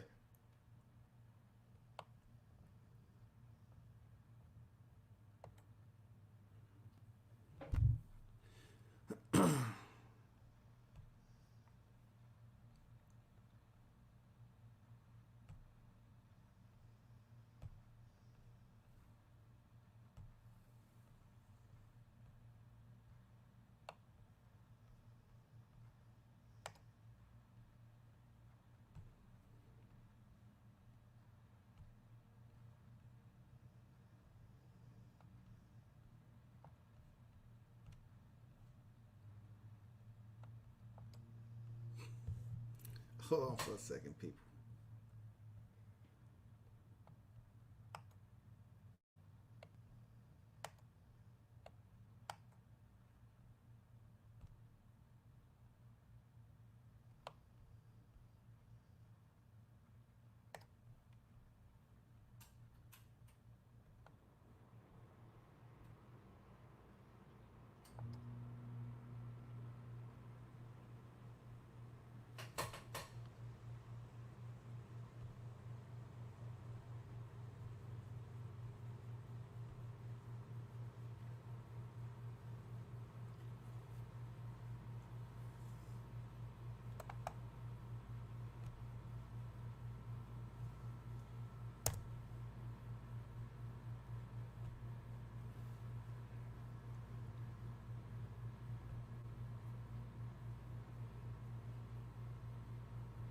Okay, I'm back. Hey, appreciate everybody who stopped in with the comments and everything. It's getting close to fight night, man, down there and Las Vegas. So, of course, Jamel Herring, unfortunately, he tested positive, man, and it's a bad deal. He's not going to be able to provide for his family, nor is he going to be able to defend his title for a second time against a fighter who dropped out before. So I know he's kind of disappointed big time not getting this fight. And from what my understanding is, he's definitely trying to make that fight happen again real soon. He told Bob Arum make the fight. So he want to go in here and heal from COVID, be clear, and then go back. The only positive part about this is we haven't had fighters return, even in mixed martial arts or boxing, that tested positive for COVID and then return and tested positive again. When that starts to happen, look, remember you heard it from me first. Remember I told you this because I just think outside the box sometimes with this bullshit. But if a fighter tests positive for COVID and he's dropped off a card, it's not going to get serious until a fighter returns that is a prior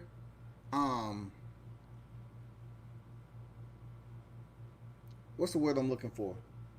I don't want to say victim, but a prior holder of COVID-19. They return back and still we're in the bubble. We're still going through protocol and everything. And then they test positive again. That's when it's going to fuck sports up. Watch what I tell you. All it's going to take is for one fighter to return who has already tested positive to test positive again for COVID after having several days off. That's when the sport is going to get serious. Period. Man, what you got to say, bro? Nah, man. I just okay. No, I'm not. I hear a little echo. Hold on for a second. Okay. Yeah, go ahead. Yeah. I think I hear an echo on your end. I think. Is that my end or your end? It shouldn't be my end. Okay, let me just That probably your end, man.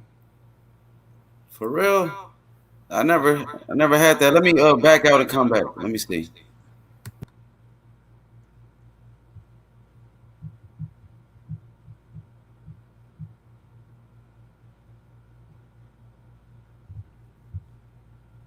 Hey, appreciate everybody for the damn input. D Hodges, Junior, JC, all y'all who was dropping comments today, man. Appreciate it. It's kind of extended longer than I wanted because fights are about to come on, in a couple of hours, I believe. I'm on a different time zone.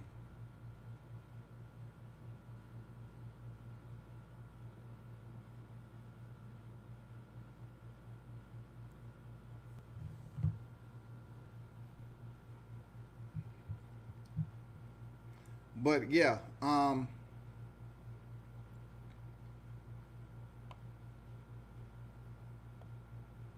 that's going to change the game of the sports, boxing and mixed martial arts, because you're going to continue to have fighters and trainers that's testing positive, right?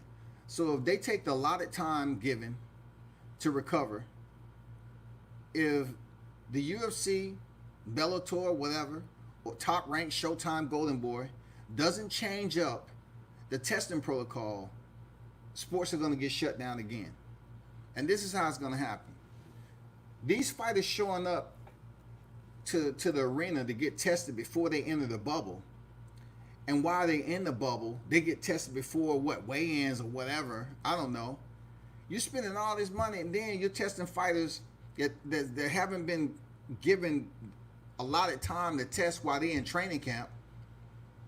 They get taken off the card, so they're released, they're sent home, no paycheck, no nothing, just a trip, a funded trip, and they gone. So you give them time to recover, then they come back to the sport. and it may not happen the next time, but just say they return to another card. They test positive for COVID again. Now the rule of thumb is once you catch COVID, you're not going to catch it again. But I'm gonna tell you, it's gonna change the sport and all this gathering and everything else if you get your first fighter who returns and tests positive for again. Now you have COVID in recession. You're able to repeatedly catch the COVID-19 virus, and it's gonna fuck up sports.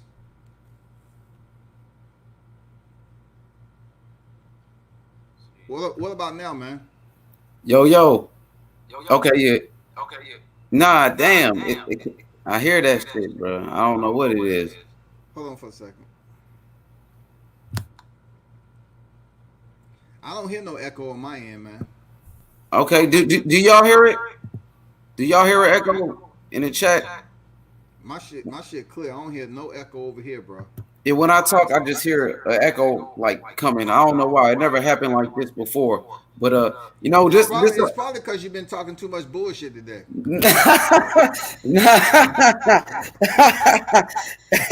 No, I haven't been talking no bullshit. All I was saying, like, we mentioned the Charlo versus Darianchenko fight. So you asked the question. I don't know if it was you. Somebody said something about Charlo knocking out Darianchenko, and what I said was I had it going 12 rounds, split decision for Charlo. That was my answer. And I don't know what was said, but somebody mentioned Charlo knocking out Darianchenko, and I said, man, I don't think Charlo knocking him out. You know what I mean? And you said, well, Charlo knocked out Julian Williams. You know what I'm saying? And I was like, yo, Jason Razak, they hear it, man. I don't want to mess up the show, but you know what? They were saying, I think you mentioned Charlo knocked out Julian Williams. I was like, Rosario did the same thing. So that's how the argument kind of started right there. You know what I mean? I'm not here to argue with you. You know, I respect you. You know what I mean? And, you know what I mean? I got plenty of love for you. Oh, there it go. It's gone. I don't hear it no more. I don't hear it anymore. But yeah, well, Coco said that in the chat. He said he had Charlo knocking him out. And I think you mentioned like Charlo got power. Charlo was big. He knocked out Williams. And what I said was, yo, Rosario did the same thing. And that's what kind of started off the back and forth. But you know what? I got a lot of respect for you, my brother, and I'll never argue with you. You know, even though we might have a difference of opinion, I'm not trying to, you know what I mean, do that with you. You've been arguing the whole time you've been on the line. What are you talking about, dog? Yeah, but it was in the chat though. It's different. It's different. I'm not coming, raising my voice or anything like that. You know what I mean? It just was like, my brother. Okay, let's just talk about Charlo for a little bit. At 160, Charlo is currently at 160. That knockout you mentioned was at 154. So he at 160 now. Okay, he at one. I don't hear you right now. Go. I didn't hear you. I know that. I mean, okay. We know it was at 154, of course. But the relation is to the human factor of the boxer. The common denominator being J-Rock. J-Rock was still the recipient to the knockout. It don't matter if Charlo moved up to 160 or not. Jason Rosario knocked him out at 154, and Jamal Charlo knocked him out at 154. Okay, well, all I'm saying is this. We at 160 now. This is a completely different beast. Does Charlo have that same power at 160? And I don't think he does, bro. You know what I mean? He couldn't knock out Brandon Adams. Charlo didn't knock out Korobov. You know what I mean? Charlo, his last fight, he knocked out Dennis Hogan, but Dennis Hogan came up from 154, and that was his first fight at 160. So I don't see Charlo knocking out Darianchenko.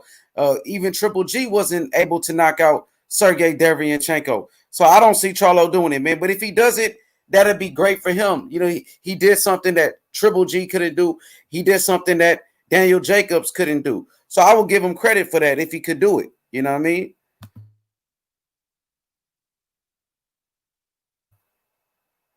Take yourself off mute, big bro. I can't hear you. It's all about how the knockout is set up. You know why? Because Jarrett Hurd, who would have thought Julian Williams would have dropped Jarrett Hurd? How many other fights has Jarrett Hurd was dropped? How many other fights was he dropped in his professional career until he faced J-Rock? So it's all about how the knockout is set up, what type of punishment and what type of um, combinations on how they deliver their strategy and setting up their offense to go out there and set up the knockout, man. It all depends. Like, I will never sit up here and tell you that the Charlo brothers are knockout artists. I never said that. You can look back on all my lives back then. I said the Charlo brothers are headhunters. They try to be knockout artists. They're headhunters. But along the way, they have had some highlight reel knockouts.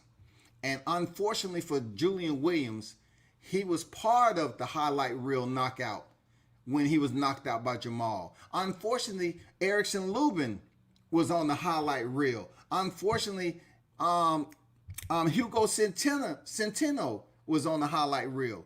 So people look at them like, oh, okay. And then most recently, Tony Harrison. Tony Harrison was on the knockout reel. Now, what does it take for you to be on the knockout reel of the Charlo brothers? Only thing it takes is you getting knocked out by the Charlo brothers.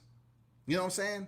But when it comes down to you saying that about Daryanchenko, I really never committed to say, okay, well Charlo may indeed knock out Sergey Daryanchenko. No, because Daryanchenko's tough, bro. Daryanchenko's a tough dude. And I get what you're saying when you said Brandon Adams.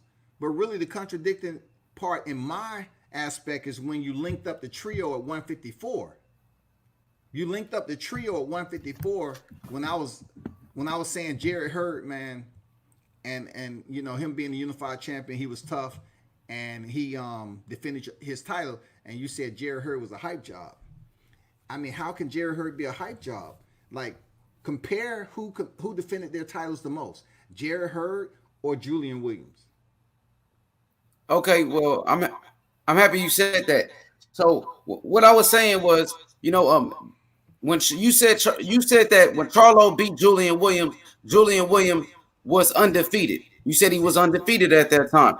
And what I said was when Jason Rosario beat Julian Williams and knocked him out, Julian Williams was an unified champion. He was a unified champion. He beat Jarrett Hurd. Even though I said Jarrett Hurd, I felt like was somewhat of a hype job. You said Jarrett Hurd wasn't a hype job. So that's why I highlighted that. I said, okay, maybe if I'm wrong, if Jarrett Hurd wasn't a hype job, Julian Williams came off beating Jarrett Hurd. Julian Williams was the unified champion. He was on top of his game. He was considered the best at 154 at the time. And Rosario beat that Julian Williams. So I feel like Julian Williams, Jason Rosario's victory over Julian Williams was more impressive than Charlo's because Williams was a champion. Williams was the best in the division at the time. You know what I mean? So that's what I was saying. But you say he'd be the hype job, though. Well, you said he wasn't a hype job. Yeah, that's right. But you say he'd be the hype job. So how is that plaudits given to Jason Rosario, who was knocked out himself, and then also Julian Williams, who had one loss, and by Jamal Charlo knocked out? How can it be any better for him just because he's getting the belts? He was unified champion. Yeah, we know that, but he got the belts from a hype job. Yeah, but okay, according to you, I'm saying according to you, it's all about who they fought. It's all about who they fought, right? Then if you're gonna say Jarrett Hurd a hype job, then how can you provide all this shine to Jason Rosario for stopping Julian Williams if he knocked out a hype job?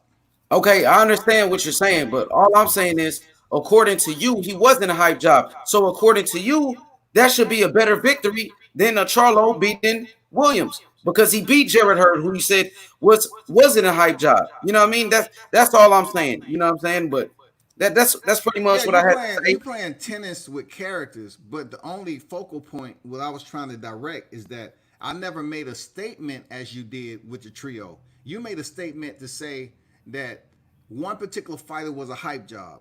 So you're making a direct, you're making a direct termination that J-Rock was on the lower half of competition. You know what I'm saying? And I'm saying, okay, he was a unified champion, he defended, but you made an absolutely declaration that Jarrett Hurd was a hype job. I never said that. Okay, look.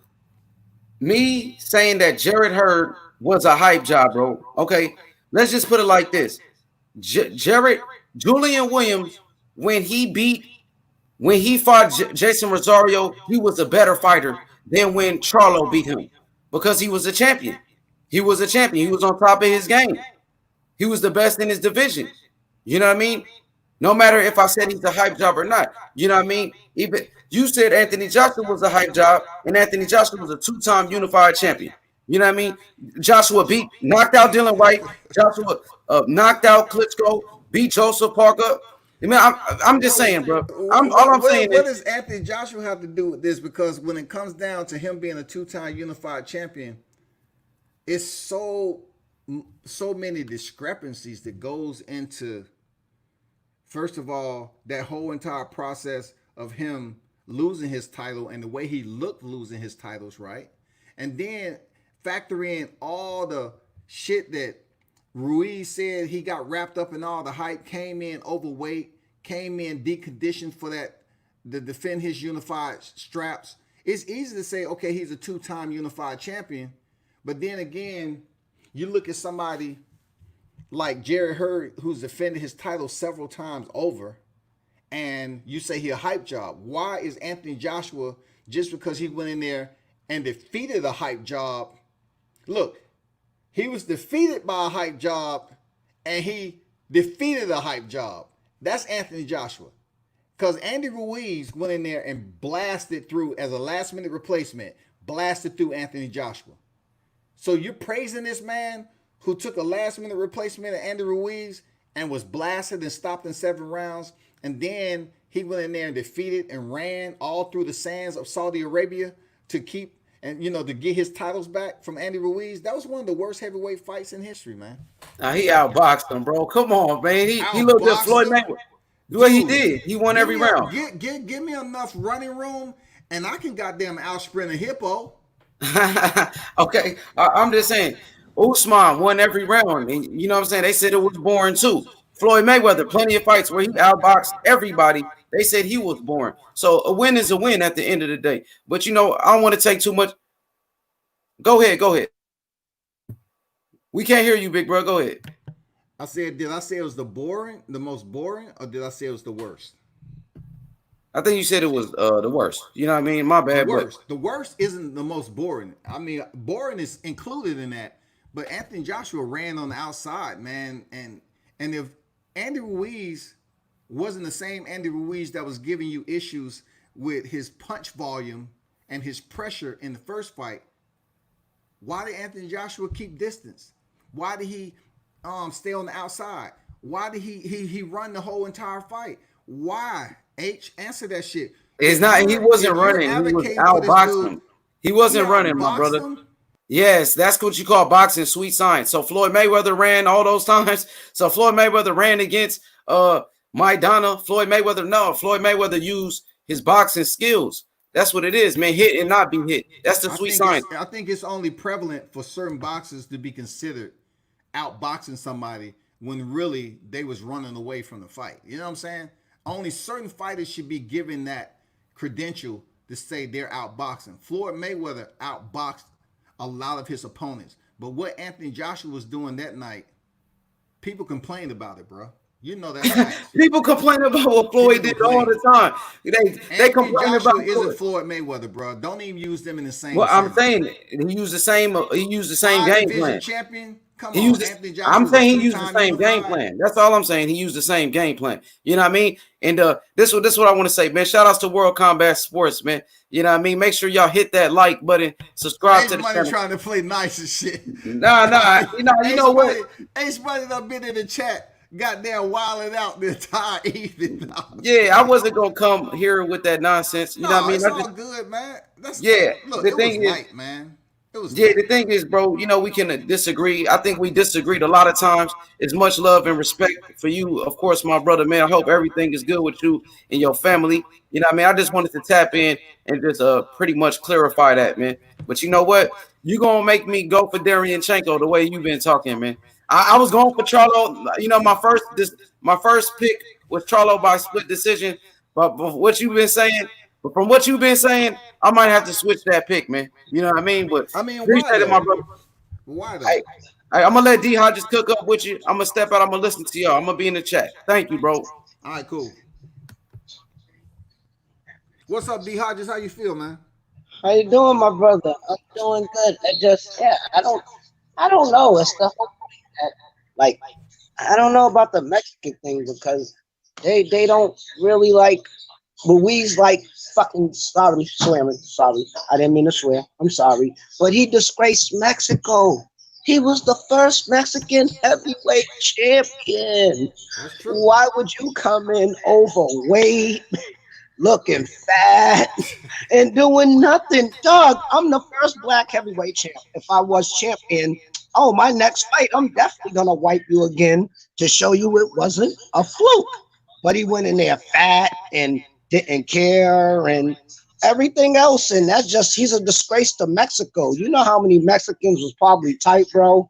Real talk, World Combat. You know they was tight, like wow, he. You know they even matter more than him than when Canelo took steroids.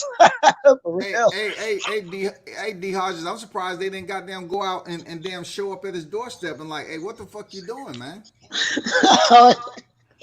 Real talk. Real talk, bro. I'm just saying, They bro. look Mexico. They kill soccer players for kicking it in the wrong On goal. Shit. dogs. On dogs. And he, I mean, he did it like, oh, like they were so praising him. I bet you they would have named Cinco de Mayo after him. Yeah. But this nigga really went in there fat. At least if he was in shape and lost, they would respect him. But other than that, nigga, he's a disgrace to Mexico worse than Canelo. I'm sorry. But I'm gonna TC. go back in the chat because it seemed like you're echoing. I know it's not me. Either it's me, Okay. H Money, or it's you. But I love you, bro. You know I'm your show. I'm back in the chat, baby. You already. Love you, bro.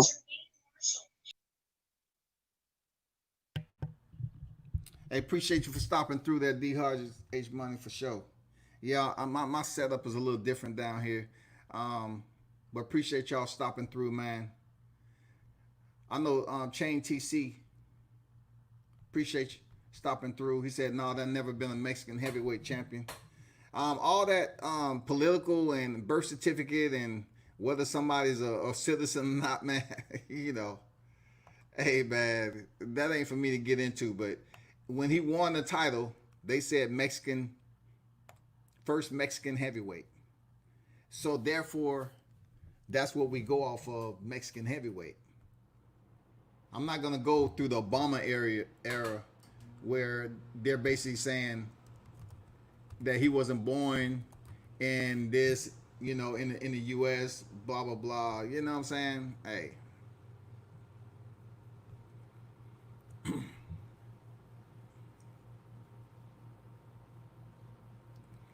it said if you look at his profile, it says American professional boxer of Mexican descent, and I know that can go many ways, but of Mexican descent. You know, hey, who am I? I'm not gonna put too much emphasis on it. I just know he fucked up when he went in there and he could have made history by defeating um, one of the most overrated heavyweights. You know, the Frank Bruno of 2020, 2019. He's the Frank Bruno. That's Anthony Joshua. Dude has a chin packed with wet confetti and styrofoam cup parts. You know what I'm saying? That's real, man. He don't want to step in there with Deontay Wilder because he understands the consequences behind it. It's not like he's afraid of looking up at the lights. It's just somehow, some way, Anthony Joshua doesn't want to be in that situation with Deontay Wilder being the deliverer, the executor, the messenger. He don't want Deontay Wilder to be the messenger of that damn right hand. Because I don't think Anthony Joshua believed that he can get up. Anthony Joshua may have fear that he can't get up from that right hand, y'all.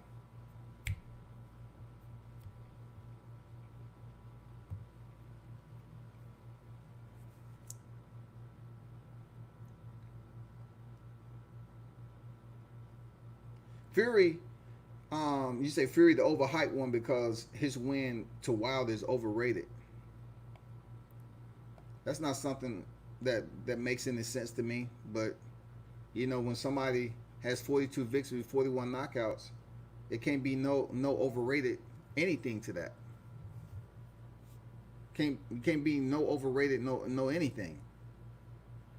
Because if he reigned for over 5 in the year, look, if he reigned for over 5 years, right? If he was so overrated, why didn't somebody take the title from him? Why didn't Luis Ortiz take the title? Why couldn't Bermane Stiverne take the title? Dominic Brazil. You know what I'm saying? There's plenty of people that was over there to take that title.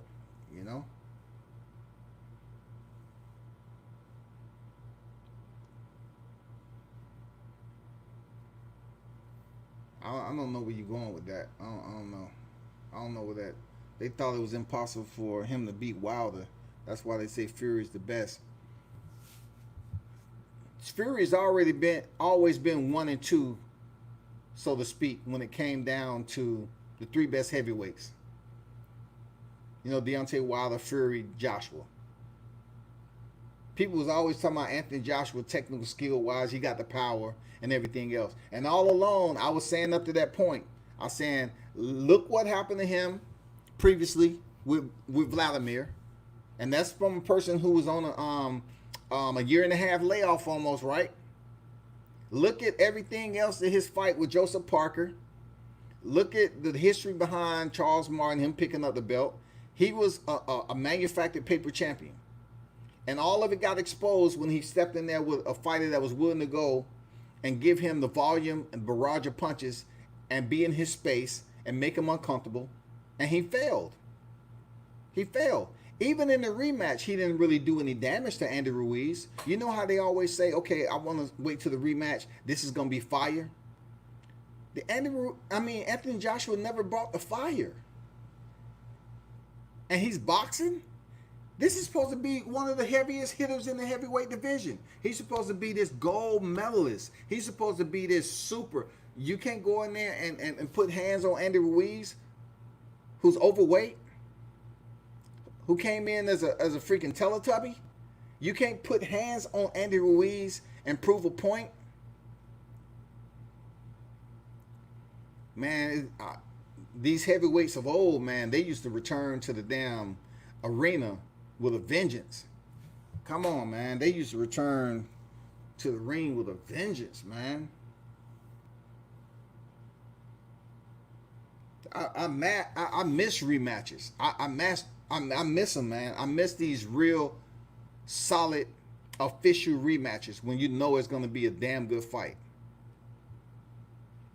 The Eric Moraleses, man.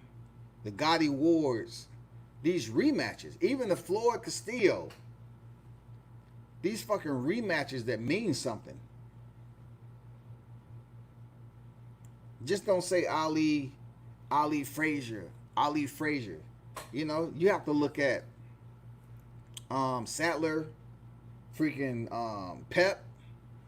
You have to look at all them rematches that was out there. Even Jermaine Taylor and Bernard Hopkins. Sometimes people have your number. But that's not the case in this day and time. Because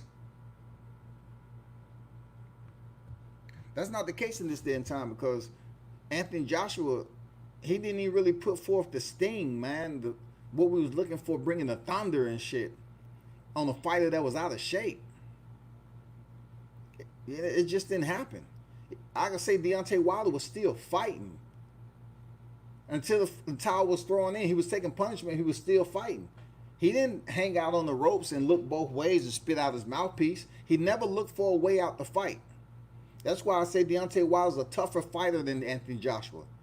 He's a better fighter than Anthony Joshua. We all know he has more power, but internally he's tougher. He has more heart than Anthony Joshua. I don't think Anthony Joshua likes being in a motherfucking battle.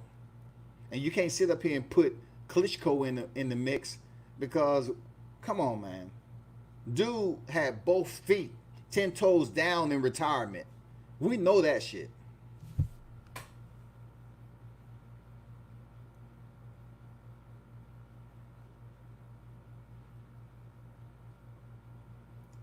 Ace Bunny say that's why I'm sorry, but Wilder ducking AJ, bro, get out of here. D Hodges chain TC is cool, bro. Sorry, he talking stupid. You know, you get the people that jump in here, and they'll just talk about one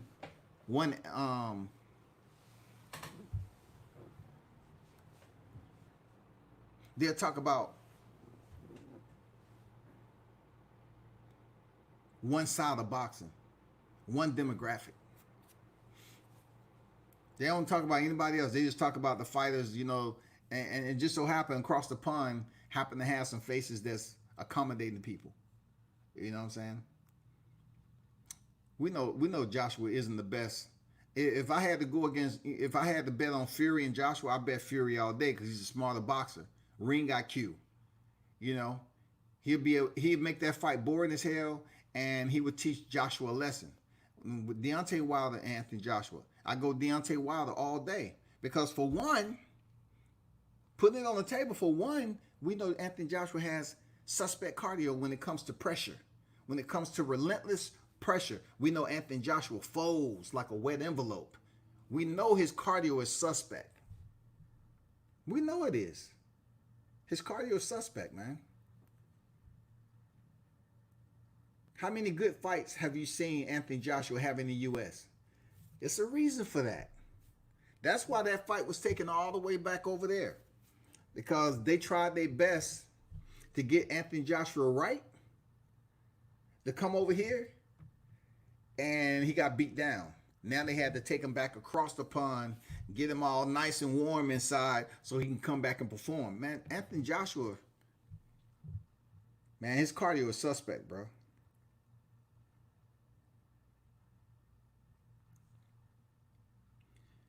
He did, though. Wilder sent him an offer.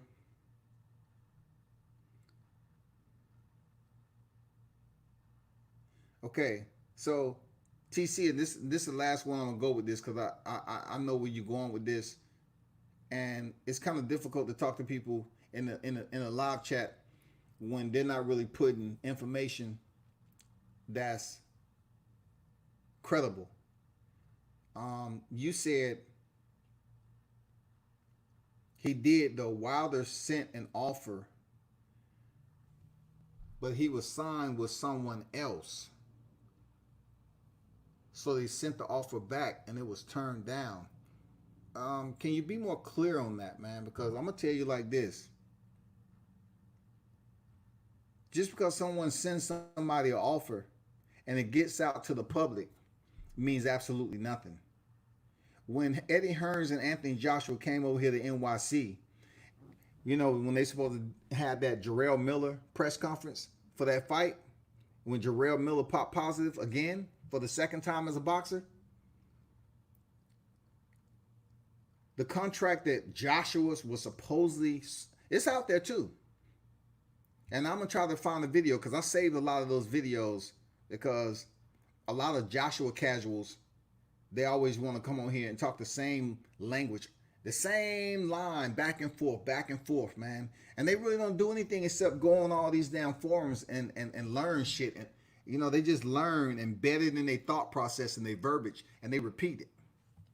But when they came over here to New York, Eddie Hearns and Joshua, and they talking about they was going to sign the contract, knowing damn well that's not the way business is done.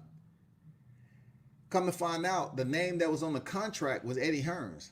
So when he was asked, he said, why did you sign the contract? And it's supposed to be supposedly this contract between Joshua and Deontay Wilder.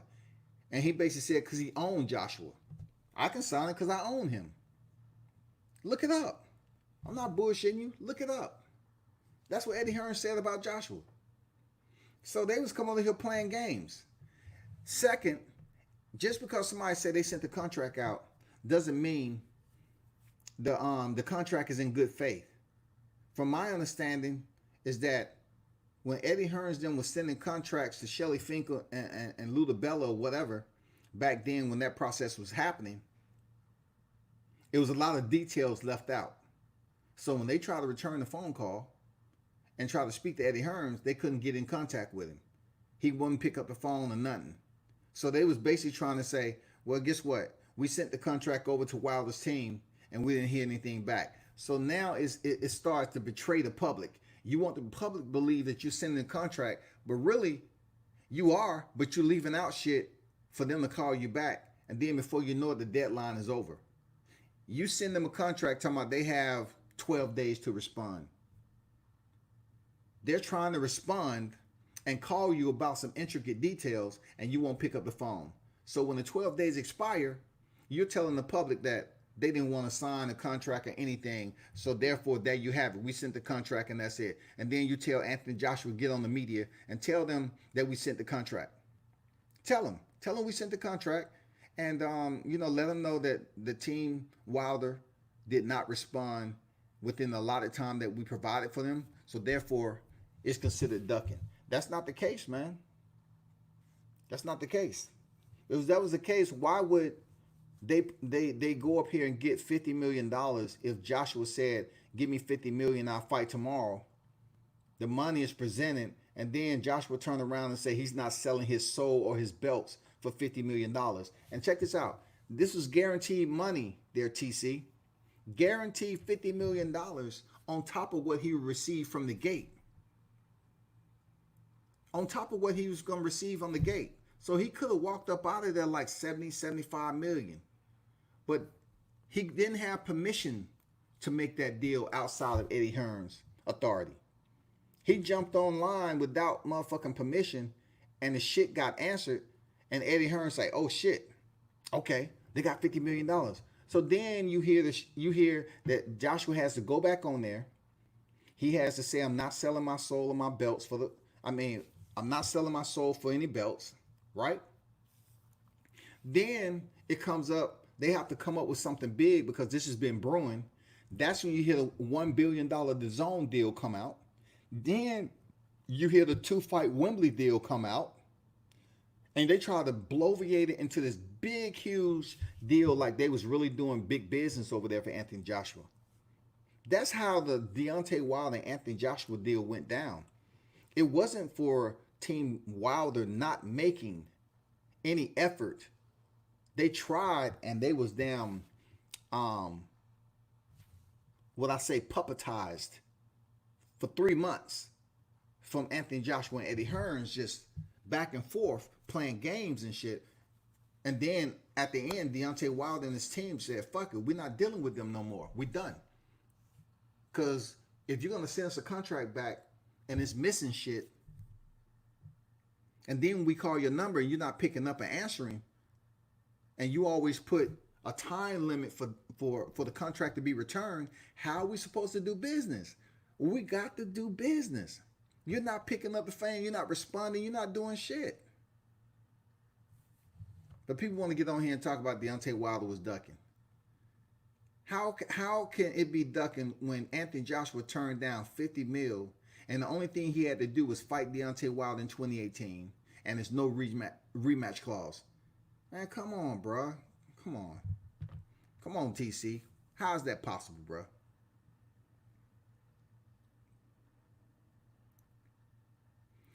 See, here we go again. This is when the casuals really bleed. They show their true colors. TC, you talking like a casual. You just can't sit up here and say, okay, Wilder's team sent 50 million. You can't just do that and just change over to another sentence. Because the 50 million and that bogus 120 was absolutely different. You know why it was different? Because the 50 million was strictly for Deontay Wilder and Anthony Joshua to fight for the unified titles. Who gives a damn about 120 million deal when it involves Dillian White in 2 fights with Anthony Joshua? We're talking about $50 million now that could have grossed the gate much more than that for both fighters.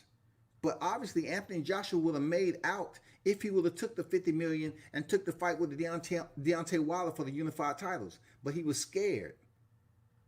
He was scared, plus he didn't have permission from Eddie Hearns to even go that route. It was too big of a risk.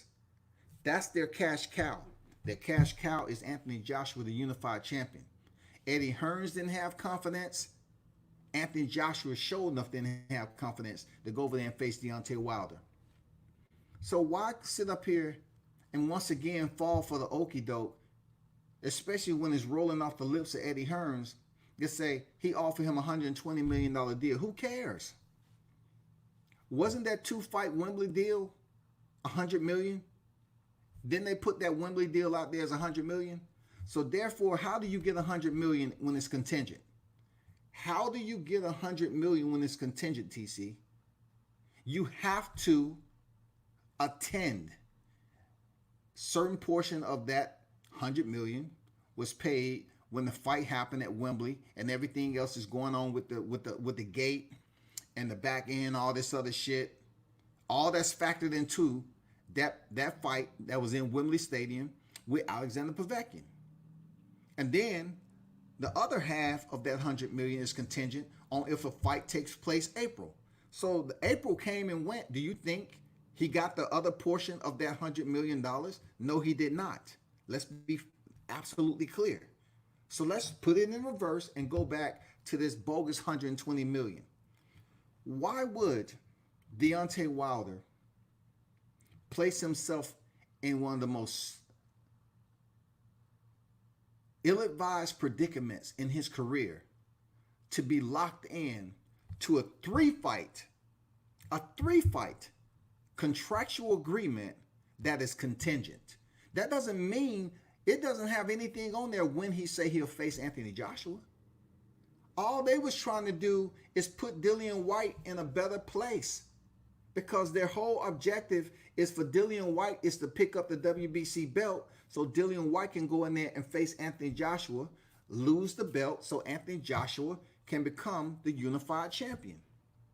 That was the whole process with putting Dillian White, the class puppeteer, in front of that particular deal you're talking about for Deontay Wilder to fight Dillian White first. They're not even planning on Deontay Wilder fighting Anthony Joshua for 2 fights. That's why they put Anthony Joshua at the back. They put Dillian White first. They didn't put Anthony Joshua. Who does Deontay Wilder want to fight when he had the WBC? He wanted to fight Joshua. So if that is indeed the case, why wouldn't they just say, okay, $120 million deal for 2 fights with Anthony Joshua? They didn't do that. It's clear to see, bro. It's clear to see. Come on, man. That's casual type comments you're making, bro. Because you're not putting the whole deal up here. It's easy to put numbers out here, but I want to see the fine details. Let me see if you actually know what you're talking about. You say $120 million for Wilder's team to join. AJ couldn't take the Wilder fight since he was signed to Sky Sports. Listen, that even contradicts more casualness from you even putting this up here. Because why would you compare $120 million to $50 million, and the $50 million was actually accommodated? The $50 million was applicable. The $120 million was never applicable.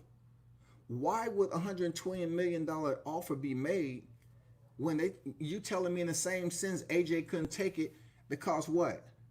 He was signed to Sky Sports. So what point does that make to compare $50 million to $120 million when AJ never could have took it anyway because he was signed to Sky Sports? It makes absolutely no sense at all. It's just stupid.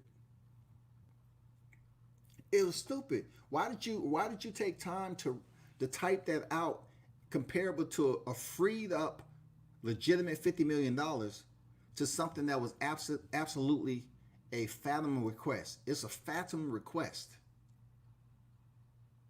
It was a ghost request.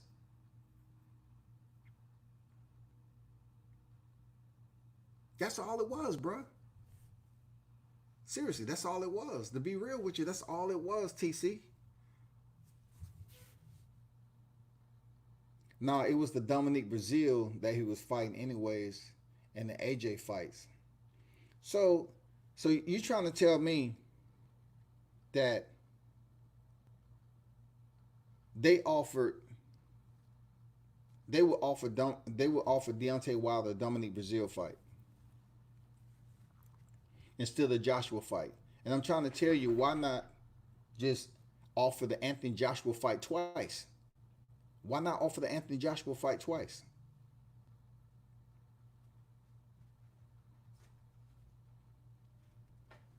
I guarantee you, if indeed, I know for a fact they kept trying to put Dillian White up into that equation to face Deontay Wilder.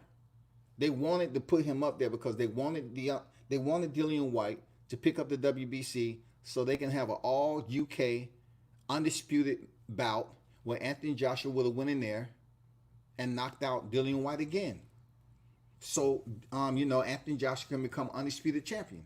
That is the plan of attack in which they had. That was the master plan that they had in order to get Dillian White over there with that WBC. They wanted to try anything and everything. Do you see the videos with Dillian White and Eddie Hearns? Man, come on. Come on, man. They was trying anything and everything to get Dillian White to get that WBC to go back over there.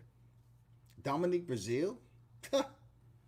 2 minutes and 16 seconds of the first round.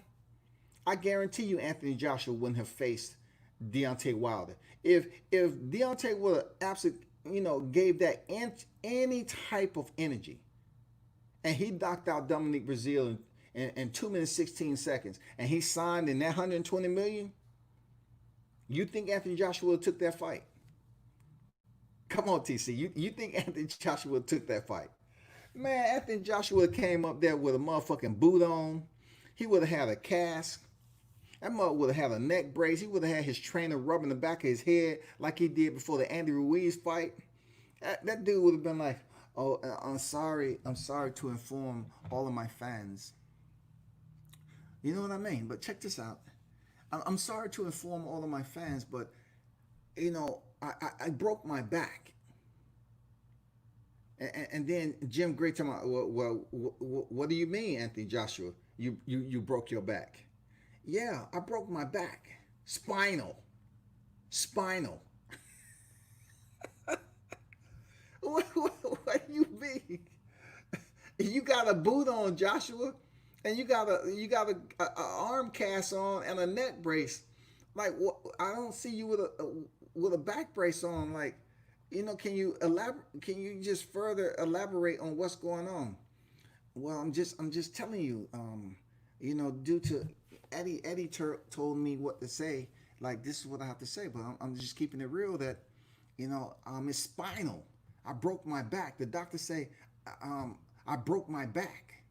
So what does that mean exactly, Joshua? You broke your back. It's spinal. Oh, man, I'm sorry, man. No, that Joshua character, man. Y'all need to do better. Come on, TC. You got to do better than that, dog. Now he asked me another question. All about what if Wilder KO AJ? But AJ can KO Wilder as well. His chin ain't great either. Yes, his chin is excellent, bro.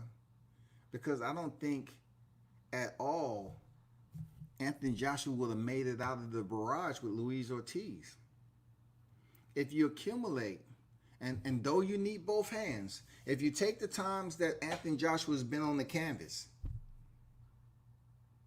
that would solve everything you need. If you let's just take the Klitschko fight and just take the Ruiz fight. Come on, bro. Do me a favor, bro. Since you kind of wasting my time, TC. It's not personal though, but go on Google. And all you do is put the search in for, of course, you're going to find Deontay Wilder, his 2 knockdowns with Tyson Fury. Okay. But let's go and do a search engine drop of Anthony Joshua knockdowns. And you're going to see him on all fours. You're going to see him on his back. Like, come on, man. You're going to see him all over the canvas. And he ain't painting. You're going to see Anthony Joshua all over the canvas. So for you to talk about chins, yeah, it's easy to sit up here and say, let me make a remark since Deontay Wilder got dropped by Tyson Fury. Okay, I get it. But then again, you have to do your math.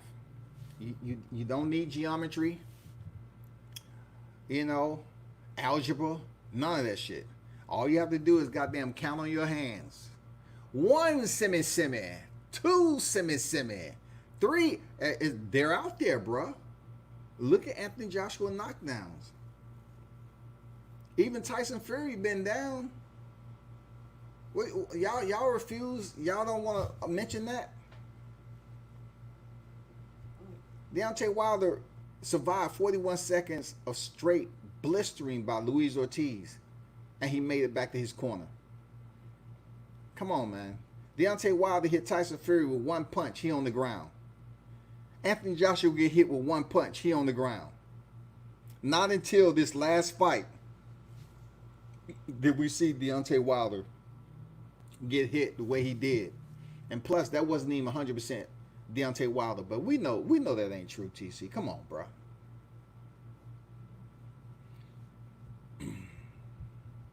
Anthony Joshua does not have the better chin of anybody unless we're talking about virtual.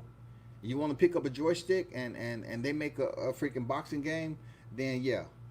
You know, we can make his chin a little bit better than that because obviously it's going to be fake. It's going to be a lot of shit generated to make him seem a bit more stronger than what it is. And plus all the shit you can buy virtually to build up Anthony Joshua. That in itself we can work with. But in real time reality, no, he doesn't have a good chin, bro. But hey, people, it's been a pleasure. I got to get to these boxing. Real talk. I got to get to this boxing. Salute to everyone who stopped through. It's been a blast, man. Hey, H Money, D Hodges, Coco, TC in the building.